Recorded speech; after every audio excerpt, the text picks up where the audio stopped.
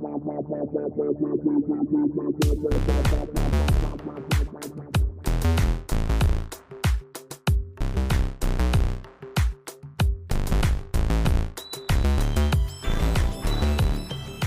to you from the dining room table at East Barbary Lane, welcome to a new episode of Full Circle, the podcast.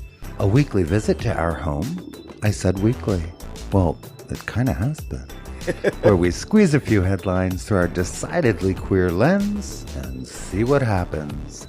This episode is brought to you by Decanted Jug Wine, the start of Pride Month, and a week chock full of divas. I am your host, Charles Tyson Jr. And I'm your host, Martha Madrigal. Welcome to the Full Circle table. Hi, baby. Happy fucking Pride. Happy Pride. Hey. Pride 2025. Here we go. Are you feeling proud? As proud as I ever do. Yes, I am. I feel just chock full of faggoty goodness. There we go. Well,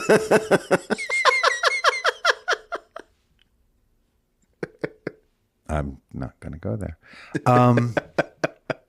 Shout out happy birthday to comedian Julia Scotti, a friend of the podcast, and Natalie Hope McDonald, who is having a landmark birthday today. Those are June two 1st. Fierce and fabulous women that I we know. know. I said it was we're chock full of divas. Happy birthday, y'all. There are two of those, and we have so many more. Right. Yeah. Yeah. Today is Pride in Asbury Park, and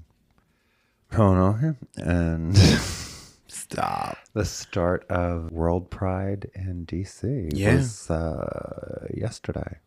last night, I think. Here a pride, there a pride, everywhere pride.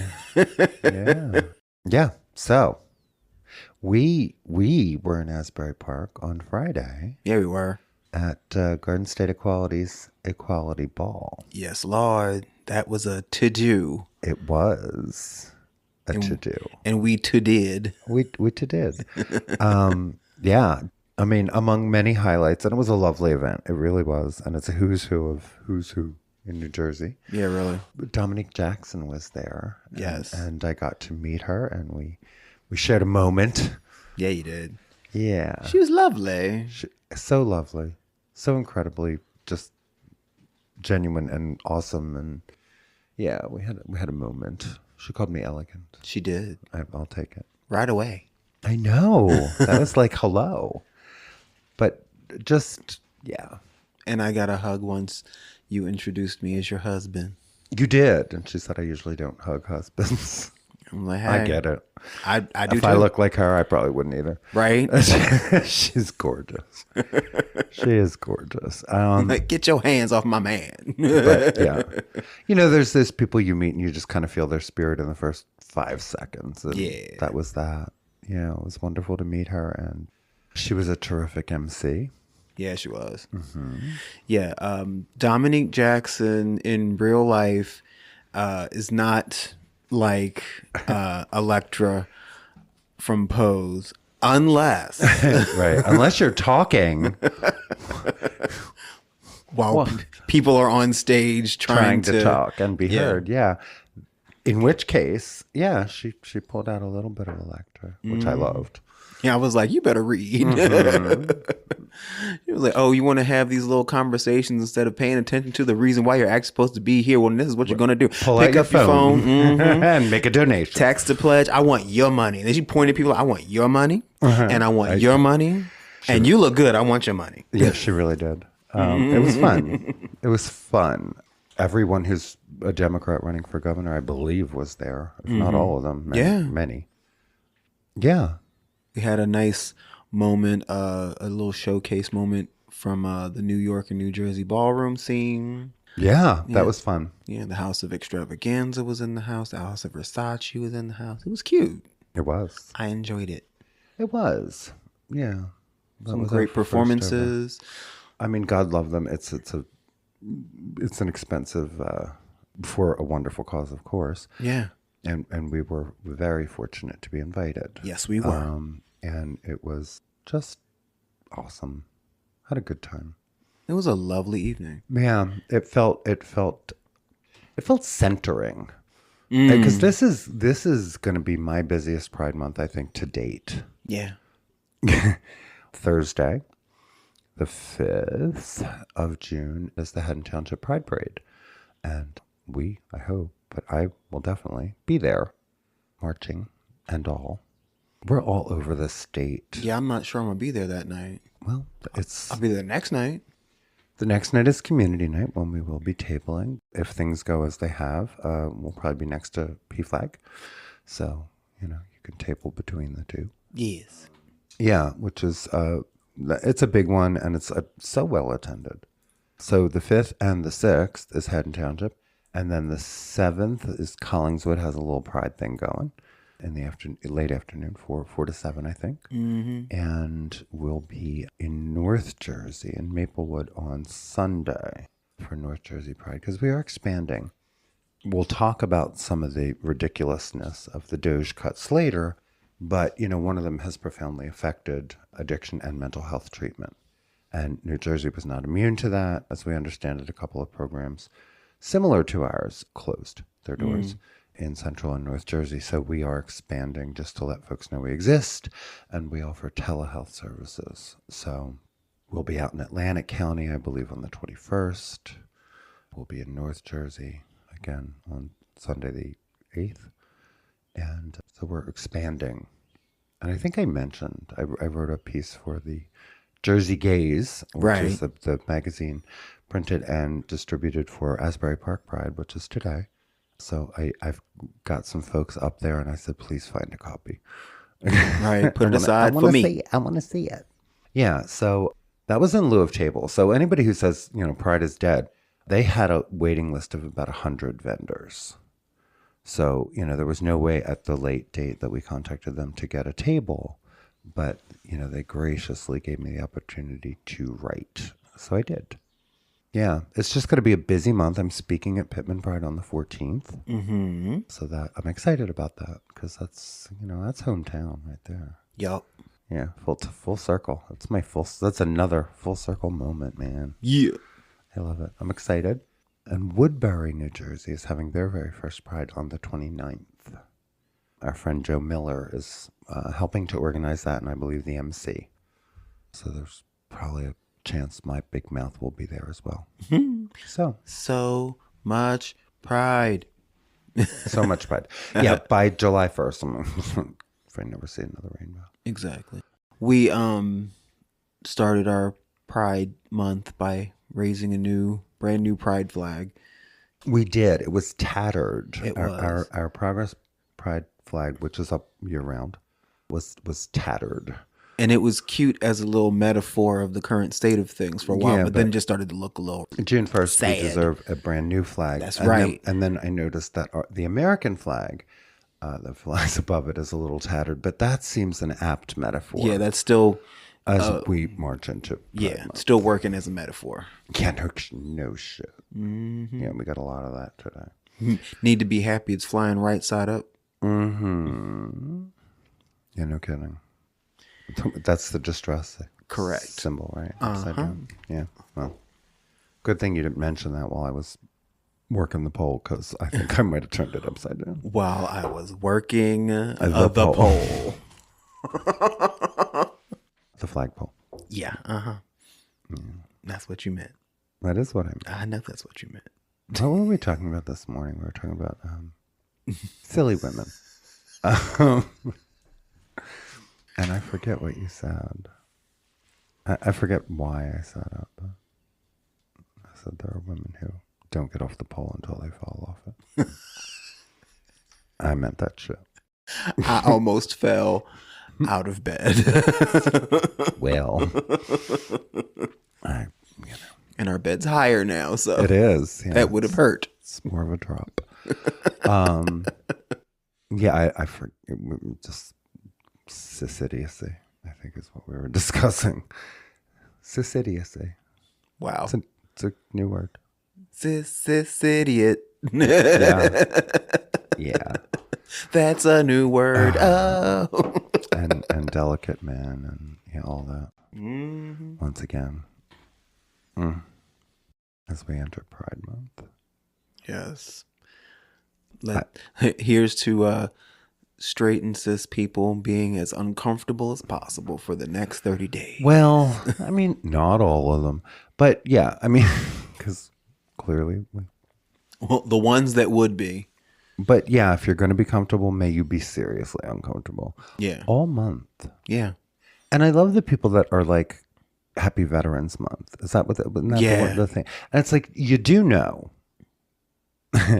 some of the veterans you are allegedly celebrating are being demeaned and diminished. Surely you mean them as well, right? Or the ones who would be celebrating Pride are not the ones you mean. I try to keep up. I believe I said to you that what you're suggesting involves critical thinking and a knowledge of intersectionality. So you lost a lot of them. Immediately. I know. Because, yeah, they're not much for the thinky smarts, these people. It's exhausting. And I am getting tired. I should not be this tired on June 1st. Right. Because tired equals surly. And I believe I said the Venn diagram of those people saying Happy Veterans Month and people who would say all lives matter is a perfect circle. Yeah, pretty much. Just the one. Yeah. Do you know what the really super fun part of this all is? What?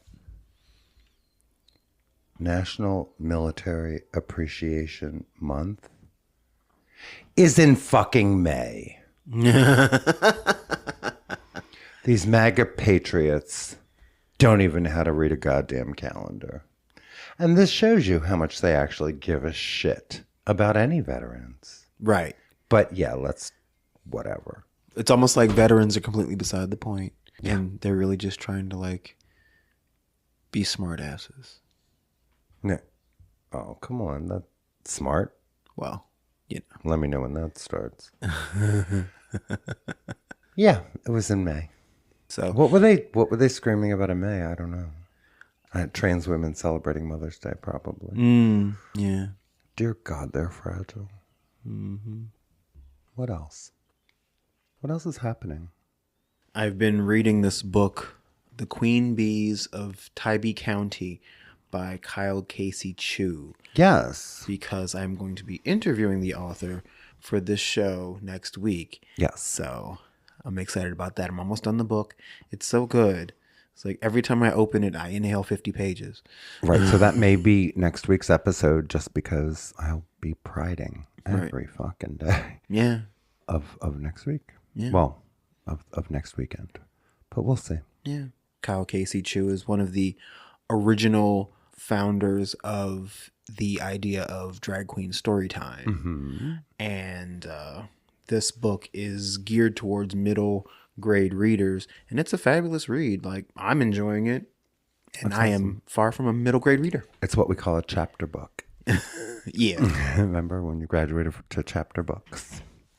I like it. Without pictures. Oh, is that what a chapter book is? Basically. Because it's a book with chapters. It has chapters and no pictures. Oh, okay. Chapter books. That's what we called them. Oh, okay. I'm trying to remember. It's sixth grade, maybe probably before, but like sixth grade was the first grade. And I'll tell you what we read. We read The Outsiders. Oh. Mm-hmm. It was probably my first assigned bit of literature.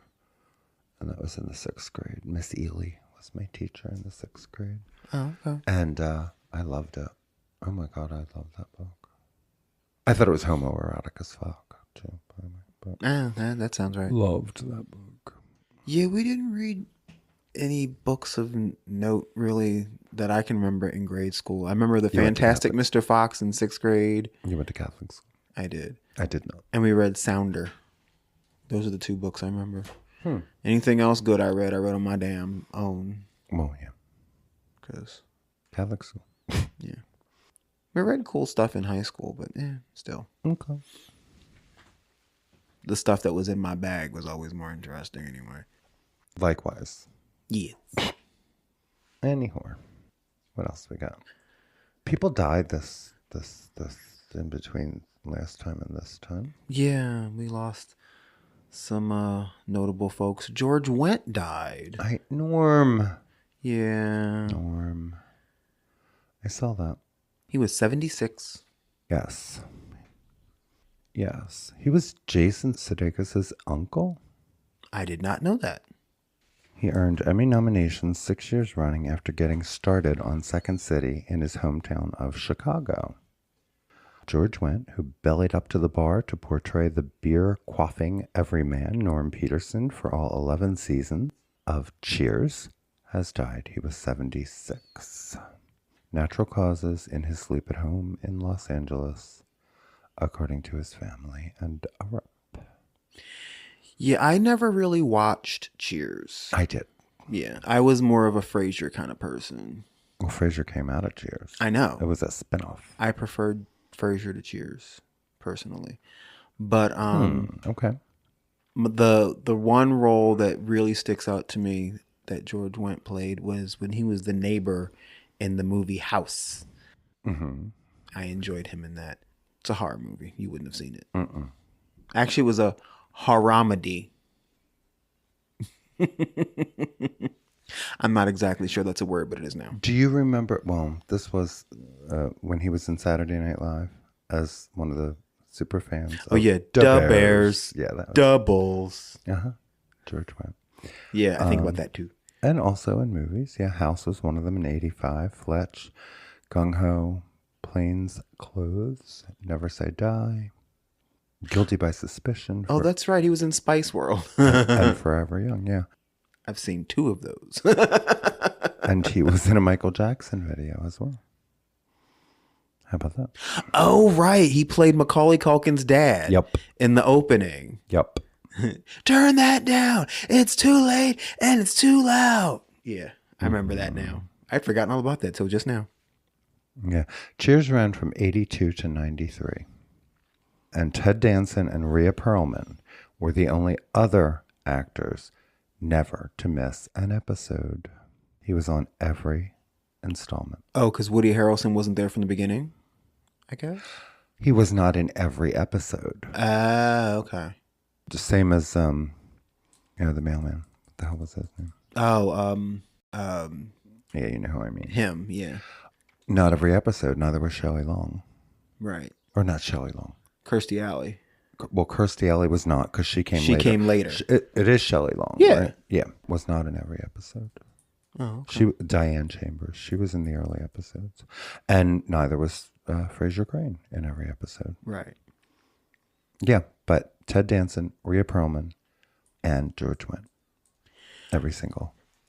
Every time I think of Shelley Long, I think of the episode of Golden Girls when they had the Caribbean housekeeper who they thought was doing voodoo, and Sophia was like, "I'm no stranger to casting a spell. You think Shelley Long left Cheers on her own? Nope, that was me."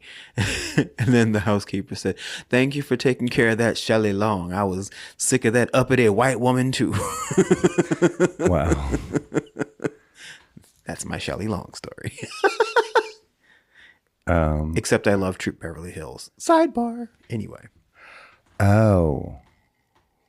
Interesting. So what they were drinking, he said the toughest part of his job was drinking the beer, which was a warm, flat, non-alcoholic concoction layered with a pinch of salt in every mug to create a TV head.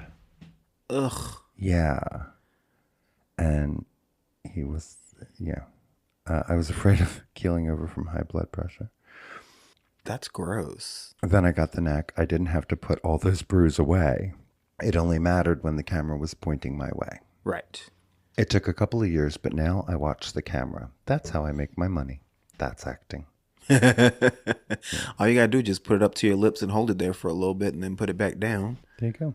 And then you have a little foam mustache. You wipe it off and it looks like you drink a beer. There you go. Okay. So yeah, rest in peace, George Wendt.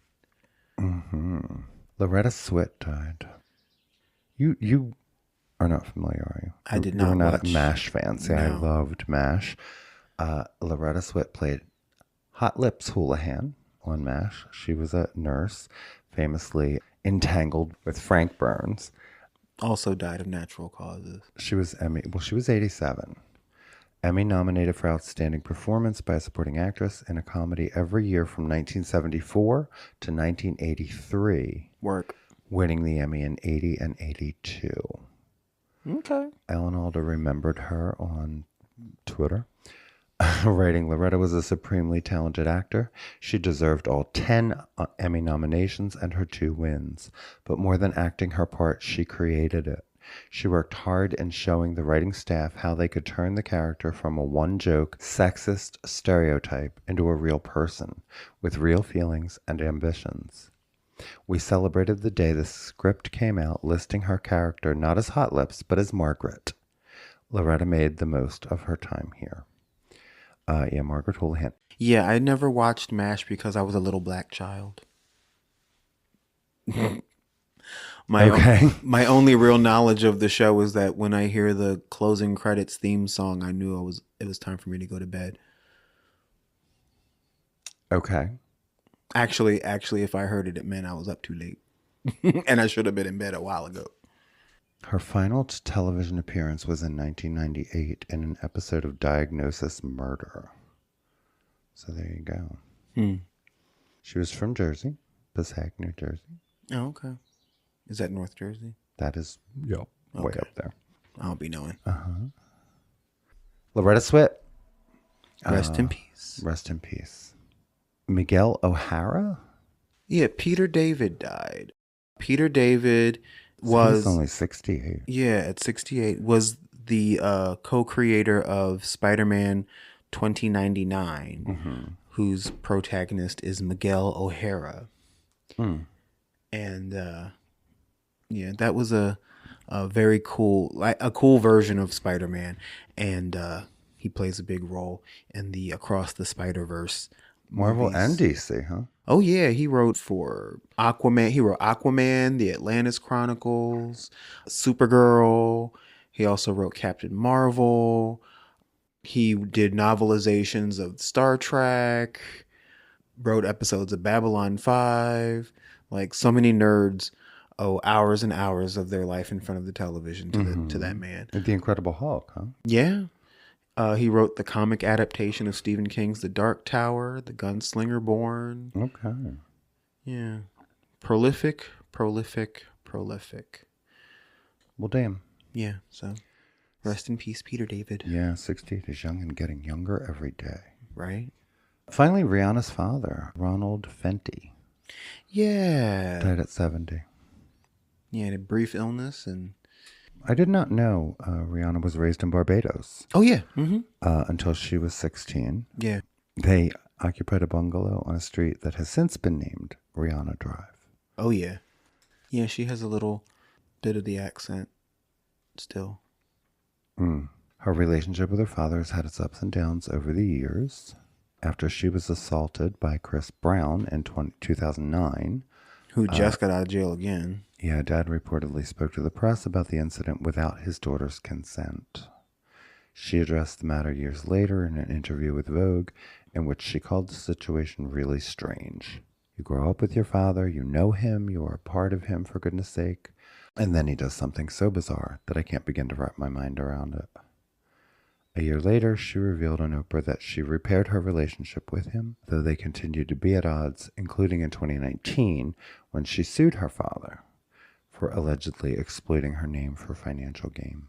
She claimed, among other complaints, her dad founded a talent development company in 2017 called Fenty Entertainment, posing as her manager to solicit new clients. 3 weeks before the case went to trial in 2021, she filed to dismiss the lawsuit. She probably just wanted to make a point. Yeah, probably.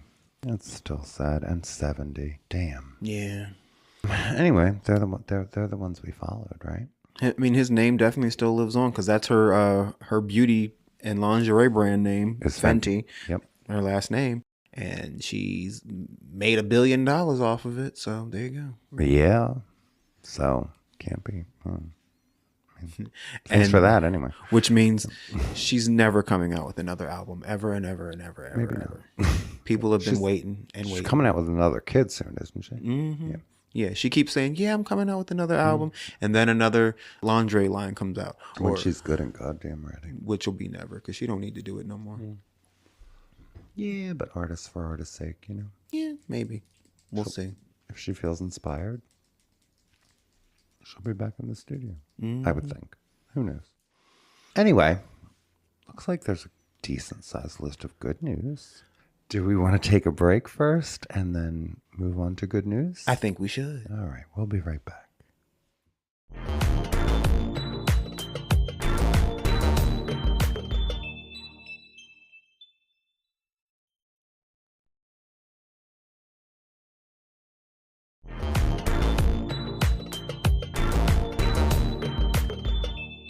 And we're back. We're back. So much good news. Okay. I thought this was interesting and poignant. Okay. Paris unveils a memorial to gay Holocaust victims. Okay. Good. Yeah. Oh, just unveiled recently. It's the monument to the gay people who were sent to concentration camps. Yep. A giant steel star created by artist Jean-Luc Verna. It's located near Place de la Bastille in a park. Okay. The monument recognizes the estimated 5,000 to 15,000 people sent to concentration camps during World War II for homosexuality. Recognition means saying this happened and saying we don't want this to happen again. Paris Mayor. Thank you, France, anyway. Right. Paris Mayor Anne Hidalgo said at the inauguration ceremony. She said there's still an obligation to fight against denial and mitigation, and that there are today extremely dangerous, strong opposing winds that would like to deny the diversity of the victims. Yeah. Mm-hmm. I wonder who she could mean. Right. I keep meaning for you to see that movie, Paragraph 175, the film from 2000 about the gay Holocaust survivors. I thought we did see that, no? No, I keep saying we should, and then we don't. I'll put it on the list.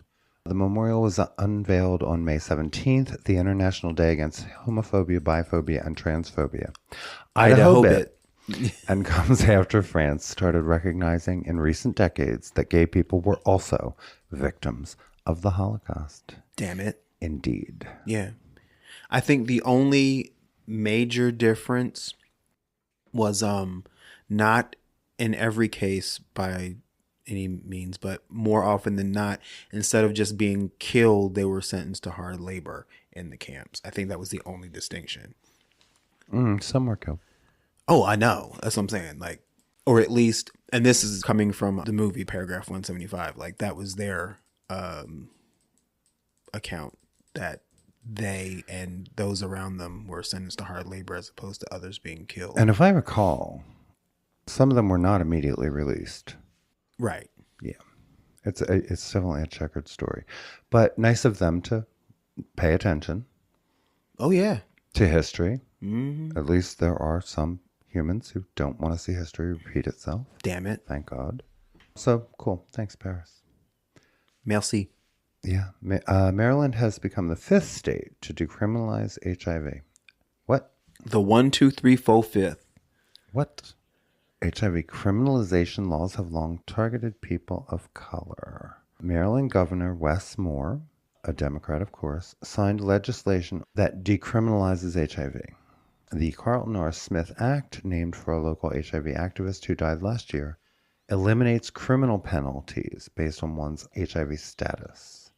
Maryland is the 5th state, with North Dakota making the move just last month. Until now, it was a misdemeanor in Maryland to knowingly transfer or attempt to transfer HIV to someone else. The law did not require intent to transmit, actual transmission, or conduct that would transmit the virus. Penalties included up to 3 years incarceration and a fine of up to $2,500. Laws like this can deter people from being tested and treated for HIV. Maryland's law has been disproportionately used to target Black people. The Williams Institute found that from 2000 to 2020, Black people accounted for 82% of HIV-related criminal cases in the state, despite only making up 30% of the population. and 71% of the people living with HIV. Uh-huh. Yeah, at first I thought this was because HIV being much more treatable now, it's not an immediate death sentence. And I thought maybe that was why it was criminalized. Now I'm realizing, oh, it was just a stigma thing. I guess. Yeah. I mean, again, if it's not handled correctly. This is evidence-based policymaking because, as we now have medical treatments that wholly eliminate the risk of transmitting HIV through sex, yet those advances were not reflected in Maryland law. Maryland is now committed to evidence-based policymaking and to ending the criminalization of people living with HIV. Evidence-based policymaking. That is a comforting phrase. Doesn't that sound refreshing? Mm-hmm. Okay. A new study published in The Lancet HIV has found that gender-affirming care leads to more positive outcomes for trans people with HIV. They examined more than 8,000 trans adults of varying genders, races, and insurance statuses from 2013 to 2019, and it found that gender-affirming care is important for optimizing HIV outcomes among trans people.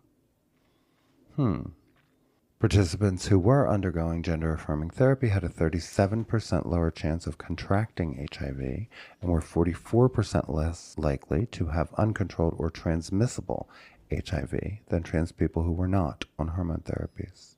The results underscore the vital role of gender-affirming models of care and access to gender-affirming hormone therapy for trans people. Water's still wet. It sounds like if you are affirmed, then you have more of a positive self-outlook, and that means you make better choices to take care of yourself because you feel that you are worth taking care of. That's what that sounds like to me. As opposed to seeking out self-destructing behavior because no one's counteracting your mindset that your life isn't worth living.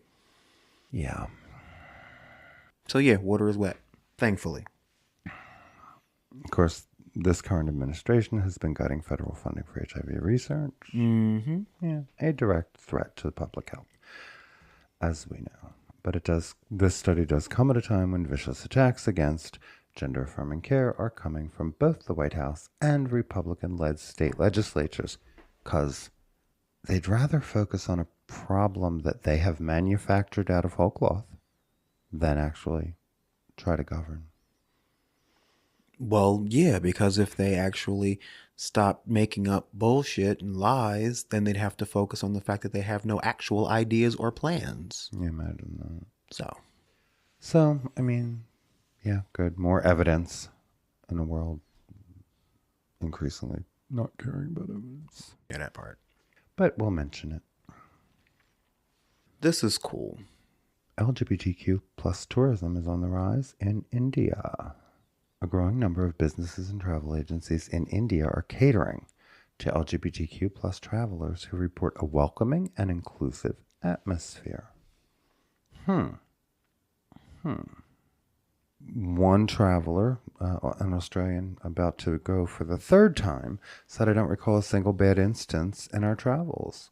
We're mindful and watchful, but many of the places we visited offered inclusive environments, fostering a strong sense of community."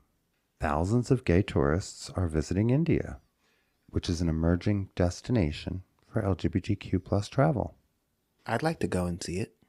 Yeah, I like going anywhere where I don't have to worry about, Right. all the things we have to worry about in Florida and Texas.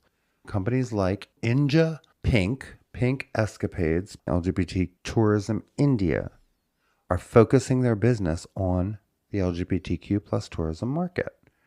They range from high-end luxury experiences to budget-conscious backpacking options. We are seeing a rising number of LGBTQ plus travelers choosing our hostels as their base to explore the diverse and vibrant spirit of India. They come not only for the sights, but to feel seen, respected, and part of a larger, welcoming community, according to the founder and CEO of The Hosteler, a backpack hostel chain. We've not only hosted but also employed members from the LGBTQ plus community who have added immense contribution towards our organization's growth. In our spaces, everyone is free to just be. I love it. Yeah, according to the 2024 Gay Travel Index compiled by the Berlin-based International Spartacus Gay Guide, India is ranked 44th out of 213 countries and territories for LGBTQ plus travel safety, which is a significant improvement from its 82nd rank among 150 countries in the 2021 Travel Safety Index. Yeah, it is. Shoot. Yeah. Okay. Add India to the list. I mean, it was already on the list, but...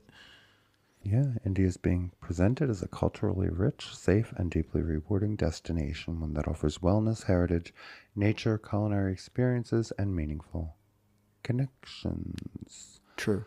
Though there are no precise numbers for gay tourism in India due to privacy and data considerations, the IGLTA says it has seen clear indicators of growth, with more travel agencies and tour operators offering options over the past year.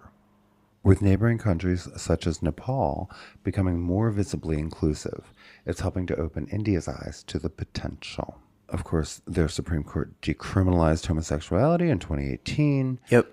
Same-sex marriage, though, is still not legally recognized, but the issue is pending. Huh. I wonder if they rate higher than the United States at the moment. Doubtful. No, not sure. So, this is notable because it is Washington, D.C., and, you know, the White House is currently occupied. That's a word. Yeah. So, they are getting the longest Rainbow Street mural ever as the city decks itself out for World Pride. And there's room now since they dug up the Black Lives Matter mural. Mm-hmm. Yeah. In a defiant show of diversity and inclusiveness, DC is painting the town in rainbows as the World Pride DC 2025 celebration gets underway. It is a welcome relief from the grim gray pall the president has cast over the Capitol since January. Mm-hmm. From Logan Square to Dulles International Airport in Virginia, rainbows are blooming on buses, sidewalks, signage, and in the DC Metro. The 3-week festival kicked off with a welcome concert at Nationals Park on yesterday, May 31st. Mm-hmm. 2 to 3 million visitors were expected to descend on the nation's capital for the duration of World Pride. The festival wraps on June 8th with an international march and rally at the Lincoln Memorial and march to the Capitol. In between, there are hundreds of events, large and small, celebrating LGBTQ plus people and culture. The biggest rainbow in town was just about finished at the writing of this article. More than 100 volunteers added a rainbow-painted bike lane improvement on 15th Street Northwest, stretching all the way from O Northwest up to V Street Northwest. Huh. You know, it does culminate in the march. There are, I know, folks going down from this area who plan to be there. As I said, we'll be in North Jersey for reasons of care to folks being left without care. Right. But World Pride is happening in D.C., and a lot of people are showing up to make the point. Yeah. So, good. Oh, shit. Organizers in April announced all programming that was previously scheduled for the Kennedy Center would be moved to other venues to ensure that the entire community would be welcome. Following, of course, the purge and gutting of the Kennedy Center. So, don't look for the Kennedy Center or the White House to be lit in the colors of Pride this June. Right. All right, there's more to tell. We've got several things here. So why don't we take another quick break, and then we'll be right back to finish up good news. We'll be right back.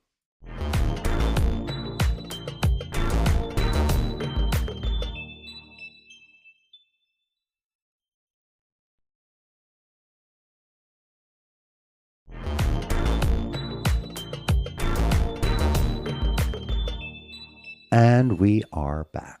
We're back. Okay. So, the Supreme Court has rejected the appeal of a Massachusetts student who was barred from wearing a t-shirt to school proclaiming there are only two genders. Yeah. Good. Right. They left in place a federal appeals court ruling that said it would not second-guess the decision of educators, thank God, in Middleborough, Massachusetts, to not allow the t-shirt to be worn in a school environment because of a negative impact on trans and gender nonconforming students. Hallelujah. Of course. Because this is, of course, of little consequence. So. Right. But educators at the John T. Nichols Middle School barred the student from wearing the t-shirt. This is middle school. Exactly. And an altered version with the words two genders covered up by tape with the word censored written on it. Mm-hmm. Really? Why do I get the feeling that this is his parents trying to make a little statement through their kid? Okay, that or they've raised a little monster. Right. Either way, they fucked the kid who up. thinks this is appropriate. Right. And they let him do this. Exactly. They bought him the shirt because you can't tell me he went out and bought the shirt on his own. Okay. He had to be like, I want this. And then they had to give him the money. Shall we place bets on whether or not there's been, I don't know, gender confusion in this child's background? And this is part of the fix. That sounds right too. I'm feeling like, of course, fuck everyone in this house. Alito and Clarence Thomas dissented. Of course they did. Yeah. Of course they did. Right. Wow. According to Alito, the court should have heard the case, noting that the school permitted and indeed encouraged student expression, endorsing the view that there are many genders, but censored an opposing view. Fuck off. An opposing view. I'm not a view. Right. Jackass. This case presents an issue of great importance for our nation's youth, whether public schools may suppress student speech either because it expresses a viewpoint. This based in science? No. It expresses a viewpoint that the school disfavors or because of vague concerns about the likely effect of the speech on the school atmosphere or on students who find the speech offensive. What if we start all wearing t-shirts that say, Justice Alito doesn't really exist. And he and Uncle Thomas can, should go fuck themselves. There are only 7 Supreme Court justices. How about that? That would be cool. That would be fun. Actually, I'd like to see 13. Truly. A baker's dozen. This idea that this is just about a viewpoint. Of course, Alito wrote it. Of course. You know what? Vague concerns about the likely effect of the speech on the school atmosphere or on students who find the speech offensive. You mean the ones being dismissed? Right. By bullshit like that? Yeah. Yeah. Okay, so for once, I'll take it as a win. The Supreme Court got it right. Has to happen sometime. Yeah, they're getting a lot of shit wrong, but okay, this time they got it right, so yay, that makes it good news. Let's see. Apparently there's a list out of Pink News of the companies who have released Pride Month 2025 collections despite Trump. Right. Abercrombie & Fitch, Skullcandy, Puma, Levi's. Might have to get some Levi's merch. Skullcandy. I am wearing Skullcandy headphones right now. Okay. I love them. In recent months, of course, multiple corporations have rolled back their support for us and related initiatives in the face of the residents' attack on corporate DEI initiatives. Target is one of those companies. Just 4 days after the inauguration, Target issued an announcement stating that it planned to eliminate hiring goals for minority employees and also stressed the need for staying in step with the evolving external landscape. Mm-hmm. How's that working out, by the way? But they still released a pride line, and just like the straight pride flag, it is weak and ugly. Is it? A lot of khaki. They used to have some nice stuff. I know. And Apple was kind of cynical in their sticking with their DEI policies because they basically just did a cost-benefit analysis. I'm like, well, we won't lose that much money if we stay where we're on course and not change anything. I doubt they're going to lose money. Right. So it's like, it wasn't so much, it wasn't so much they put their values on the line, as they were just like, we're not going to lose that much money. So New York City Pride announced recently it's lost multiple major sponsors who previously financially supported the annual march. The Wall Street Journal reported that MasterCard is not renewing its corporate sponsorship for this year's march after being a platinum sponsor for almost 10 years. Nissan, Citi, PepsiCo, and consulting firm PricewaterhouseCoopers are also not sponsoring the event this year, according to the report. Wow. Nissan. Yeah. Wow. Eve Keller, co-president of the United States Association of Prides, told the outlet that the move away from sponsoring Pride events is partially due to pressure put on DEI programs by the Trump administration. Are they pressuring you, or did they say some words? That part. And enough of you are scrambling to comply preemptively that here we are. So let's see. The ones who have released 2025 Pride merch so far: Levi's, including a mesh top and a graphic tee featuring the inverted pink triangle. Mm-hmm. Okay. A denim jacket with the phrase "I know you know" on the back, along with a rainbow-themed bandana patchwork design. Levi's makes an annual $100,000 donation to Outright International, a global organization working to advance human rights for our people across the world. Yes. Yeah, Levi's, this is not even the first time, because they did a whole line a few years ago, and they partnered with Drag Race, like the winner of one of the challenges that you won, like their entire Pride line for that year. So this is not new for them. Converse. Also no surprise there. Their 11th annual Proud to Be collection, with the tagline "For those prouder than ever to be themselves." They have stated that through annual grants, they have pledged and donated nearly $3.4 million to local, national, and international organizations since they first launched their annual Pride campaign and collection in 2015. Yep. Their current nonprofit partners are listed as It Gets Better, IGLYO, and Homotopia. Apple launched its upcoming collection celebrating Pride Month, including the Pride Edition Sport Band. They are releasing a downloadable rainbow-themed Pride Harmony watch face, as well as new iPhone and iPad wallpaper. Which we decided we don't particularly. It's not great. Yeah. I like the other ones they had already. And, of course, they very ambiguously just say that they are proud to financially support organizations that serve LGBTQ plus communities. Yeah. Puma. Also no big surprise. Mm-hmm. They have steadfastly refused to roll back their support for DEI, released a brand new collection. They collaborate with various charities, including the Trevor Project and GLAAD. Yep. Skull Candy. Whoop whoop. Mm-hmm. Released their limited edition All Love collection, May 27th. I've been a fan of Skull Candy for going on 30 years now. Proceeds of the Pride collection will benefit LGBTQ plus mental health charity To Write Love on Her Arms. Hollister, their new Pride collection, features 13 gender-neutral pieces, priced between $17 and $50, celebrating inclusivity through vibrant designs and accessories, according to Women's Wear Daily.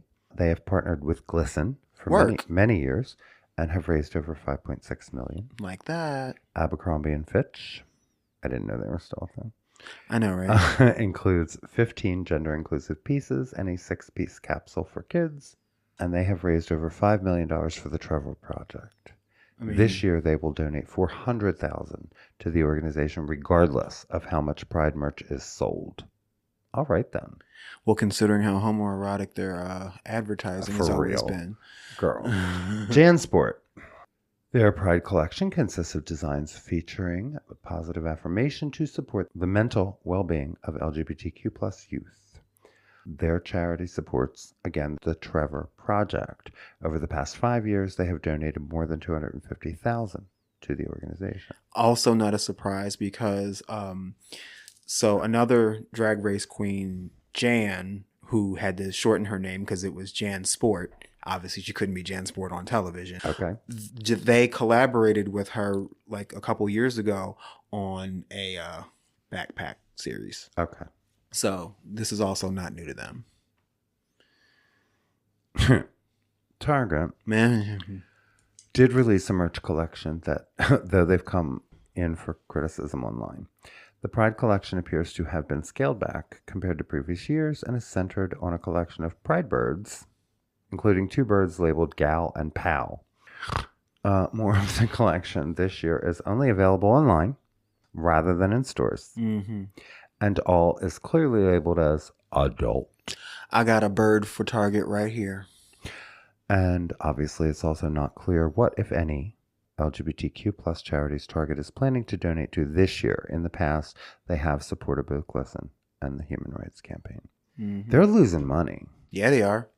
Like notable amounts of money. And right. So I'm sorry, black folk are not, I mean, they're part of this boycott. Yep. It ain't just us. Well, like I keep saying, you know, if it weren't for the fact that our pharmacy is located inside the Target. I'm not going to train another pharmacist, but we haven't spent a nickel in the store. No, we have not. And I was going to say, like, the only non-white people that I've run across in that Target since are working there, right? Are working there. Yep. Yeah. And me. Right. And other people going to the pharmacy. Heading to the pharmacy. I mean, I'm sorry, but right. What did you hope to gain? And you know, I'm not going to talk about some of the stuff we do know but many major corporations are withholding their funding and, you know, causing important organizations to restructure or leave. Yeah. Because of it. Yep. And it's disgusting that you can only support us when it feels fashionable to do so. You know, all for the sake of shareholders. I realize I'm a simple human, but right should be right and wrong should be nobody. And, you know, a clearly deranged president should not be setting your corporate agenda. Word. Just saying, but... And I feel like anything they do from this point forward is just going to ring hollow. Like, oh, okay. Yeah. You know, like, oh, well, nice. Like this Pride collection. Available mostly online. Online, yeah, thank you. Mm-hmm. Yeah. You know what? That's okay. Keep it. Exactly. Ian McKellen is opening an all-trans production of Twelfth Night, which is Shakespeare's most trans play. This was in Them. I'm actually not familiar with Twelfth Night, so that's interesting to me. I'm not either, but a trans theater company is staging a production of one of Shakespeare's most beloved comedies, or did not know that because I've never heard of it, this summer in London. The play will receive an introduction from none other than Sir Ian McKellen. Trans What You Will, which is dedicated to staging Shakespeare plays with trans and non-binary performers. What you will, huh? Clever. Will produce a staged reading of Twelfth Night at the Space in London on July 25th. They wrote that the inherent queerness of the play is glaringly apparent to so many. Like many of the Bard's plays, it absolutely smacks of gender. You've got a lady disguised as a man seducing another lady on behalf of a lord, but nothing goes to plan when the lady falls for the disguised lady and the disguised lady falls for the lord. More specifically, the play follows 2 twins, Viola and Sebastian, who are separated from each other in a shipwreck. Viola disguises herself as a man, Cesario, and enters into the service of Duke Orsino, who rules over the area. As Cesario, she also serves as wingman to Orsino, who's in love with the Countess Olivia, but Olivia falls in love with Cesario, Viola falls in love with Orsino, and chaos ensues. That sounds like Shakespeare. Sounds like your average T for T friend group, if you ask us. It does, doesn't it? Kinda does, yeah. Yeah, thanks, them. The theater company also announced McKellen as the production's special guest on Wednesday. In a statement posted by Trans What You Will's Instagram, McKellen called Twelfth Night perhaps the funniest and most moving of Shakespeare's plays. This is achieved through the complexity of gender and sexuality from first to last, he said, adding that he's really looking forward to the impact of this latest version of the play at the space. Fun. Now I'm mad that I never read 12th Night. Yeah. If you can't get to London to watch it live, you will be able to watch a live stream of the production, though there aren't further details at the moment. I'm down. Yeah. They're crowdfunding for production costs, and any profit generated will be donated to the UK-based charity organization, Not a Phase. Work. Yeah. I dig it. Well, that's fun. I love all of Ian McKellen's faggotry. Right. Over the last several years. He's perfected it. Yep. He's like, yeah, fuck it. His faggotry is chef's kiss. It is, right? Mm-hmm. So, go ahead. You can start talking about this one. I came across this, and I just want to know what you thought. Everybody feels warm and fuzzy about this, so go ahead. So, the musician in the story is... Beth McCarthy. Yes, who I'm not familiar with. I am not either.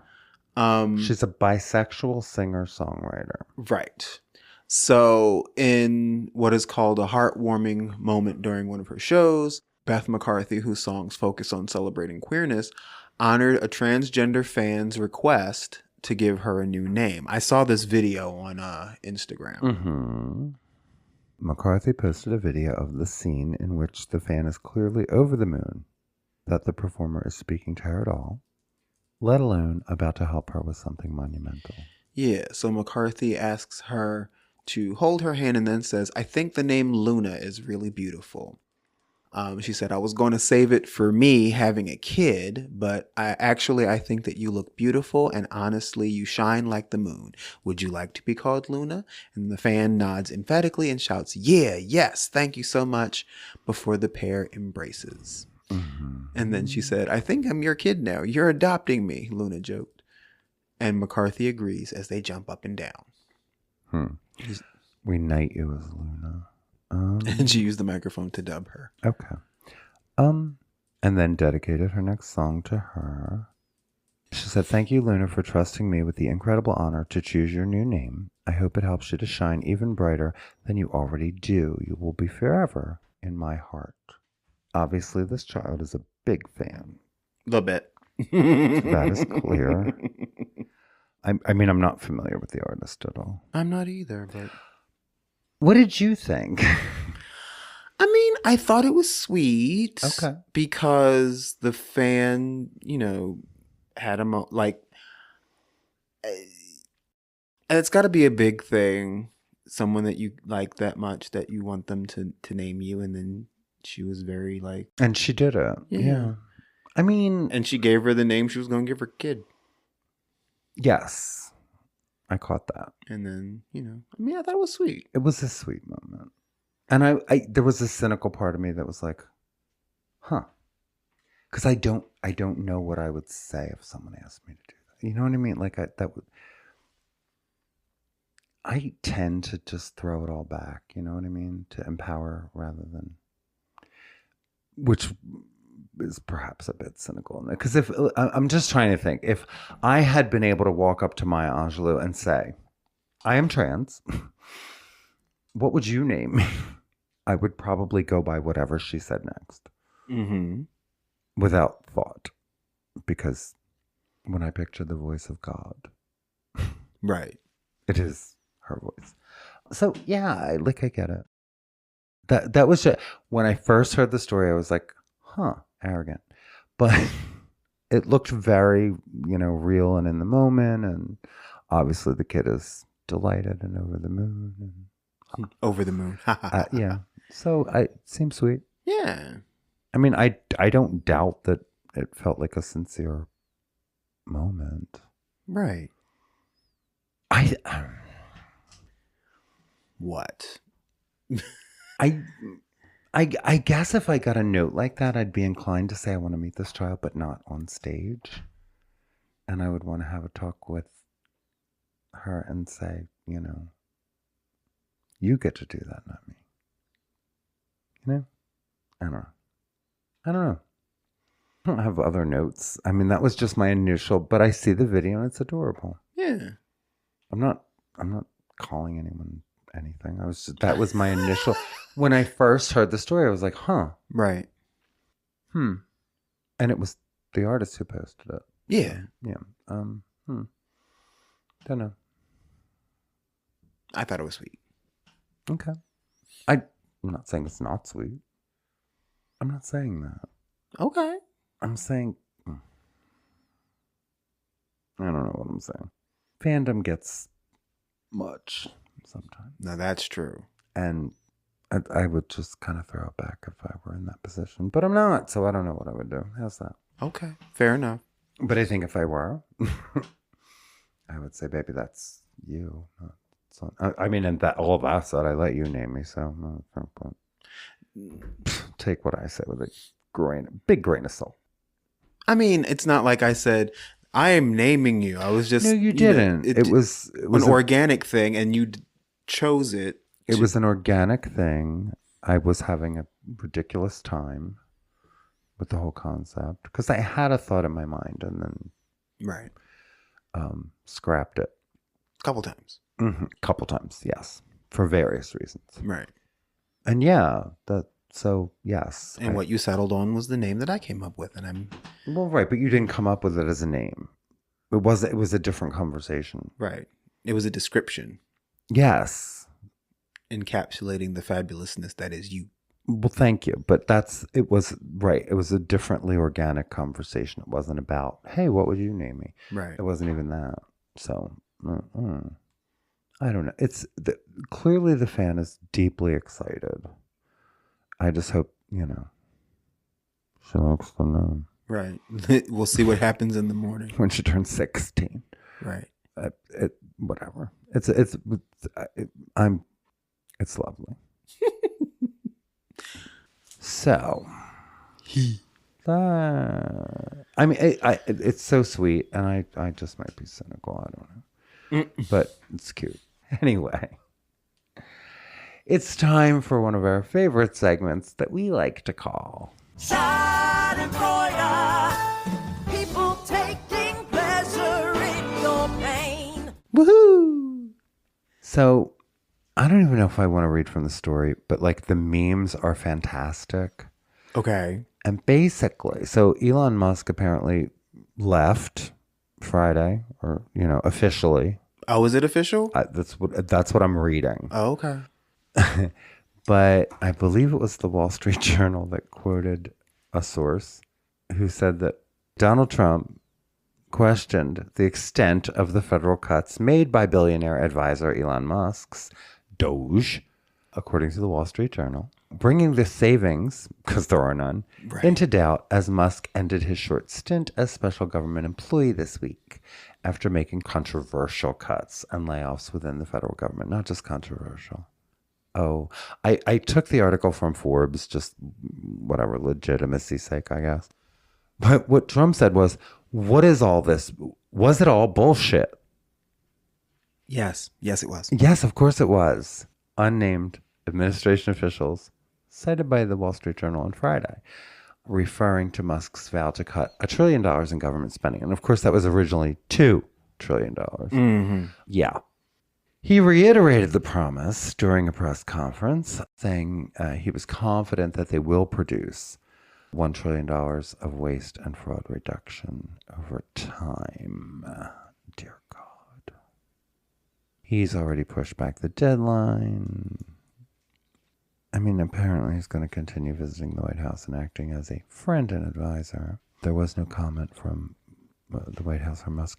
But yeah, he also said something about him being half genius and half boy. So I think he's teeing up to say Elon who? Mm-hmm. I had this chilling thought, almost chilling for me anyway, that he's going to start stepping in and reversing all this nonsense and saying, it wasn't okay so that he can be benevolent. Yeah. Because the ego's that small. And I was like, I mean, I guess if we get there, maybe that's okay. But then it just lets his supporters say, see, you're all worried for nothing.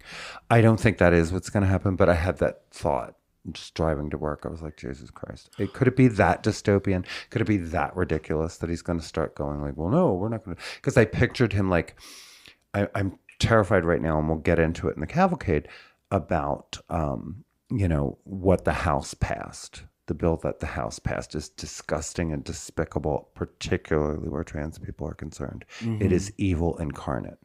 I'm hoping the Senate doesn't allow all that to go through. I'm hoping Cory Booker has another, I don't know, however many filibusters it takes in him. And then I thought, well, what if they pass it and he decides to veto it because he's that capricious. I mean, we never know what he's going to do next. Right. Just so he could say, well, that seems mean or whatever. I don't know. What? I had the thought, and I was like, I would love for that to happen. And, I think, was it all bullshit? Of course it was all bullshit. Right. It's all been bullshit. All this person has sown is chaos. Right. And because he doesn't understand government fundamentally. He doesn't understand what he's doing. And he, like you, knows how to turn a profit into a loss. And he has already said the words empathy is weakness, which is why all of these benefit funds were the first to go. And convenient, he's like cutting all these programs and halting all this funding. And then all of a sudden his own businesses start getting government contracts. Oh, yeah. Oh, he's been on the government tit for a long time. Exactly. Yeah. Oh, big time. And his followers take his theoretical dick out their mouth for 5 seconds and go, I don't understand why people hate Elon so much. He's finding all this money and waste and it's benefiting and I'm just like, wow. Yeah. I mean, they are claiming they've saved $175 billion through workforce reductions, grant cancellations, which I'm very familiar with, contract cancellations, and more, of course, while he gives himself contracts. And it claims to have saved $1,086 per taxpayer. Also bullshit. The claims of savings have been rife with inconsistencies and errors, according to multiple reports, suggesting the true savings figures are lower. And where's if they exist at all. For example, Doge once claimed it saved $8 billion by canceling an immigration contract that actually had a value of $8 million. Wah, wah. Maybe he had a cold that day. A BBC analysis from April found only about half of the itemized savings published were linked to receipts or any other forms of evidence. I want to see the receipts. Yeah, they said some of the receipts are unavailable for legal reasons. I guess because it would be illegal to make claims about them. Mm-hmm. Yeah. And we're supposed to believe what? That they're going to pass the savings on to us? Many of he's passing them on to himself. Thank you. Which is the whole point to this administration. Which means they ain't saving shit. They're stealing. Twisted. Exactly. Just say that. While the Christians line up and say, hallelujah. For real, though. Many of the directed cuts have been contested. Federal layoffs in particular, seeing challenges in courts. The worthless Supreme Court, of course, had a chance to do the right thing and didn't. Last month, they blocked a judge's order requiring employees at 6 federal agencies to be rehired. And they should have been. They're wreaking havoc. We are less safe. We are losing services left and right. And, it's chaos. And we have this drug-addled egomaniac as president, while we have this drug-addled egomaniac who the president thinks is a genius or half boy. He's just not sure. Mm-hmm. Yeah. The schadenfreude of it all really is. Trump is already distancing himself. And Elon Musk is looking like a bigger joke than he did before. Mm-hmm. Of course, so is Trump. And you know what? You reap what you sow. And whatever. Tesla's stock is in the toilet. And their dicks are still small. And that. But, yeah, let's not body shame. Did you see his black eye, though? He had a black eye. Oh, yeah. Walking around with a black eye. Apparently, he's fucking somebody's wife. And he has a black eye. Whatever. Yeah. I don't know. It was another thing. Sullivan? Somebody? I don't know. I'm talking about Musk. Right. Yeah. I assumed. This time. But whatever. It's just whatever. But it was like, this feels like chicken's coming home to roost. You've been lying to people. Yeah. And yeah. He takes responsibility for nothing. So if there's a bus coming by, you're going under it, pal. Yeah, for real. Mm-hmm. And it won't be a Tesla. Probably not. Yeah, I just thought that was interesting. I dig it. Yeah, because that unholy alliance is already unraveling, as does almost every, person. Trump gets tired. He still thinks he's on The Apprentice. For real. Or some television show. Or sometime, right. Yeah, he likes to fire people. We'll see what happens. Do we want to talk about this next one? This week, yeah, I want to mention this other one because there was a GOP lawmaker, a Republican state rep from Michigan, was testifying about his anti-trans sports bill on Monday. He was left speechless after an out Democratic colleague began his questioning by asking, "Representative, can you tell me, are you trans?" Mm-hmm. Jackass Jason Wolford, a long beat, staring down out gay Democrat Representative Mike McFaul followed before Wolford managed to reply, "Are you?" "I asked you the question," McFaul responded. Mm-hmm. "I'm asking the question back to you," he countered as he regained some of his balance. He never fully recovered before the committee chair moved on to the next speaker.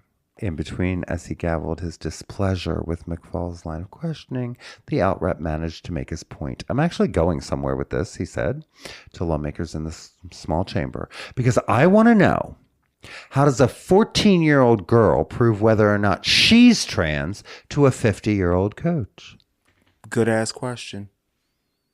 "I don't think that's an appropriate question to be asking here today," the speaker really, said. bitch? Yeah.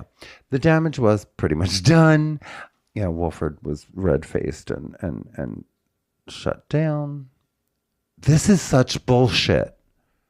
It's a problem they've created. Uh-huh. And then when you try to show them their own quote-unquote logic, they fold because it's not there. Because they have to. Right. They keep targeting trans youth. And this dickhead has promoted himself as an anti-trans crusader. I'd love to know what other thing he can promote himself as. What have you done besides fuck with people who've never done anything to you? Right. Who don't hurt anyone, who are not dominating in sports, and who just want to be included. Right. Yeah, but this is what's important. You're a bandwagon jumper. And it's a rickety bandwagon. When he was promoting his discriminatory legislation, he said, "From the State House to the White House, we are saying that we will no longer allow our daughters and women to be taken advantage of by insecure men." Oh, fuck you. Haters of women. Oh, fuck you. Radical transgender ideology and those who choose to stand in silence. I'm with you with the stand in silence, pal. But you know what? You represent the insecure men. Mm-hmm. You represent the haters of women based on the party you stand with, sir. Yeah. Don't act like you care about women. Please don't. And that's the biggest joke of all. And we might have been talking about this when I said some of them stay on the pole till they fall off it. I don't know. Anyway, this month, Michigan Republicans introduced a 3-bill package that includes this bullshit. So we're going to see what happens. But I loved the retweet because it was simple. Are you trans? Right. Because this is the thing, and we've got more stories like it that we'll get into. A touch of logic, and they fold like a house of cards. They just don't know what to do. But he has the audacity to talk about insecure men. Right. Oh, my. Anyway, that felt good. Because they're so easy to just fluster. Yeah. Because you exist for no good goddamn reason. You are walking down this path. What the fuck else have you ever done with your life besides fuck with trans kids? You jackass. Coward. Huge bully. Coward. Right. And if you can't answer that question, how in the fuck is a little girl going to answer it? And that's the point. Mm-hmm. And they are perfectly fine with having young girls fingered to prove their point. They're fine with it. Obviously. But they're protecting women. Again, children's genital fetishists. Yeah. Which is what these fucking Republicans are. Yep. Don't think any of it through. Nope. And they make all women less safe. Mm-hmm. Especially young girls. Mm-hmm. But keep going, I guess. But if you called them a predator, they would get mad. Well, I'm calling them a predator. Oh, me Because too. what else are they? No, that's my point. They are gunning for innocent children who did nothing to anyone except, say, I'm transgender.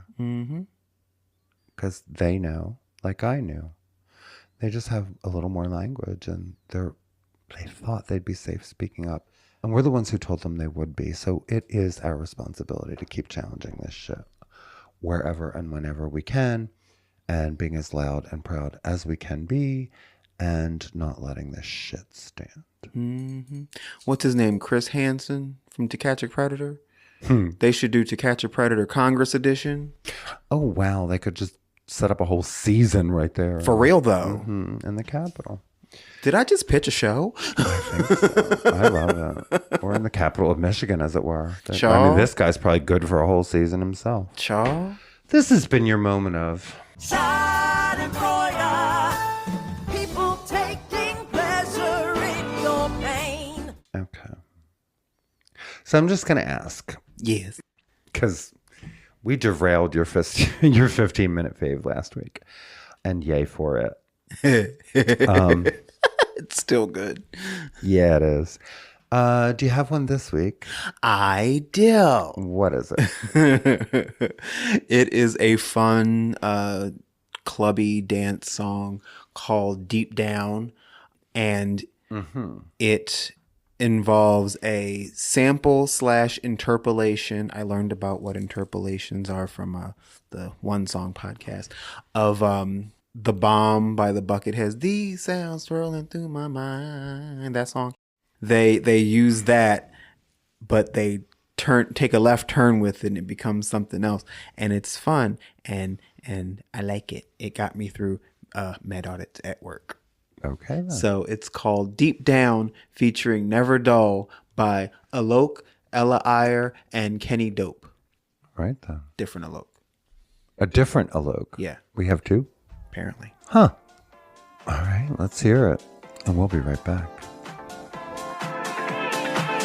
I can get down, I can get lonely every time I think about the highs. Yeah, mess me around, and now you keep calling, wondering if you can make it right. I told you it's the end for you, and I swear this time we're through, but it's a lie when you call my name. Yeah, ooh, that sounds so right, so right, so right. Deep down, wishing you were mine. Deep down, miss you all the time. Dream about what we could have been if we tried hard, but deep down, wishing you were mine, were mine. You got me so I wanna go. You got me so, yeah. You got me so I wanna go. You got me so, yeah.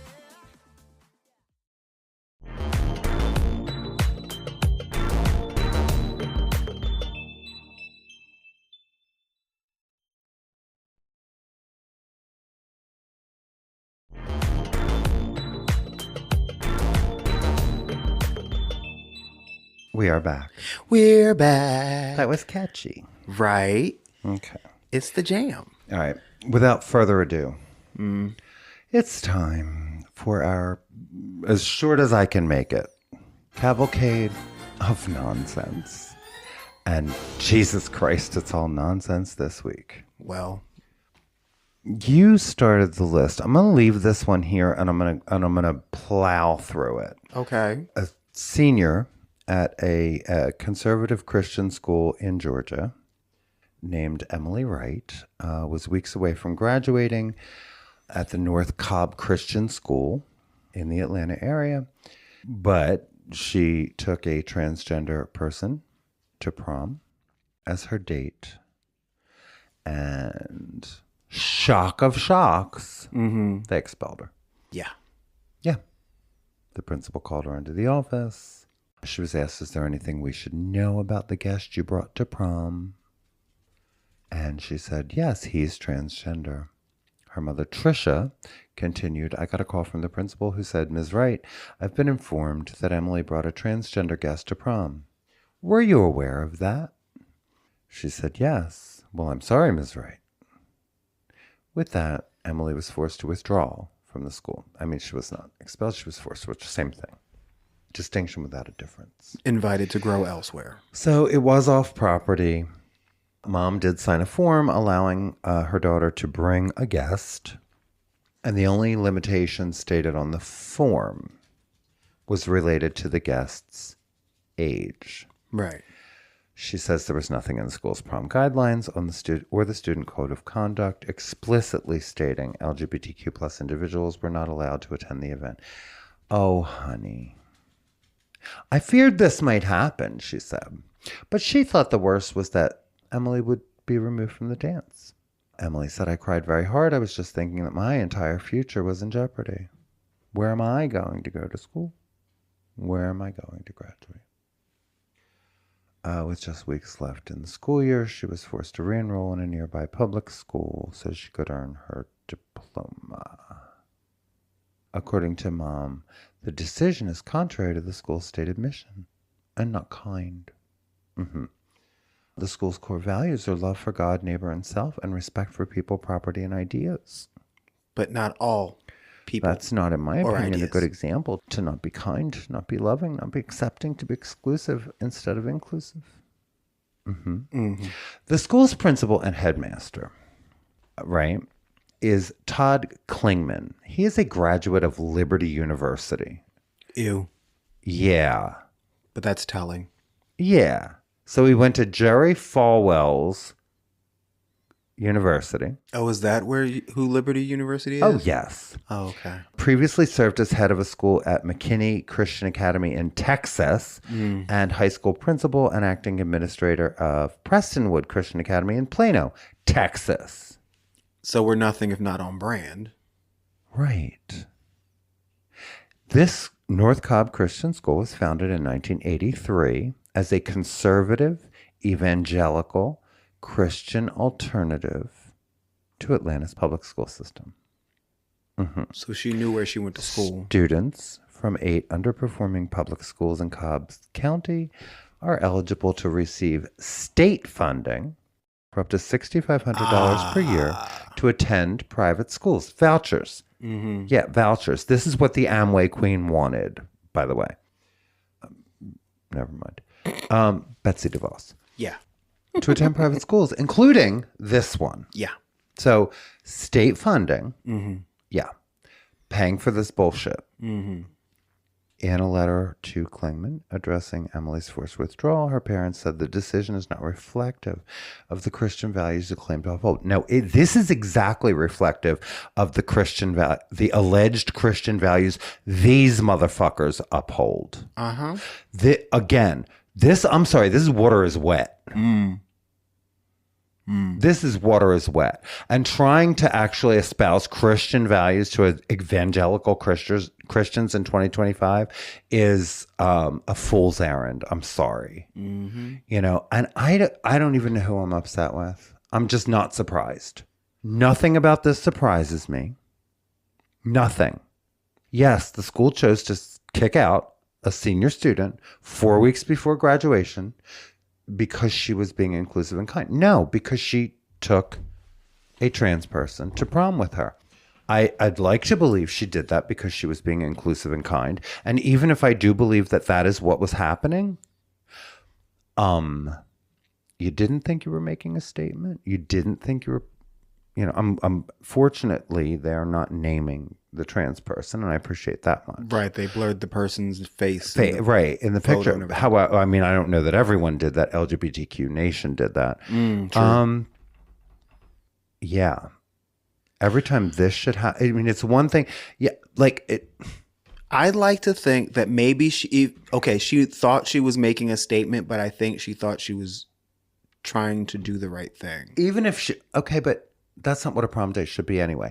But I'm agree. going to assume this is a person she wanted to go to prom with because she thinks they're really cool. Like, I'm going to give all that the benefit of a doubt. She didn't go eeny, meeny, miny. So I'm not trying to pick on the girl. Right. I'm just saying this consequence was knowable because that's how these people treat us.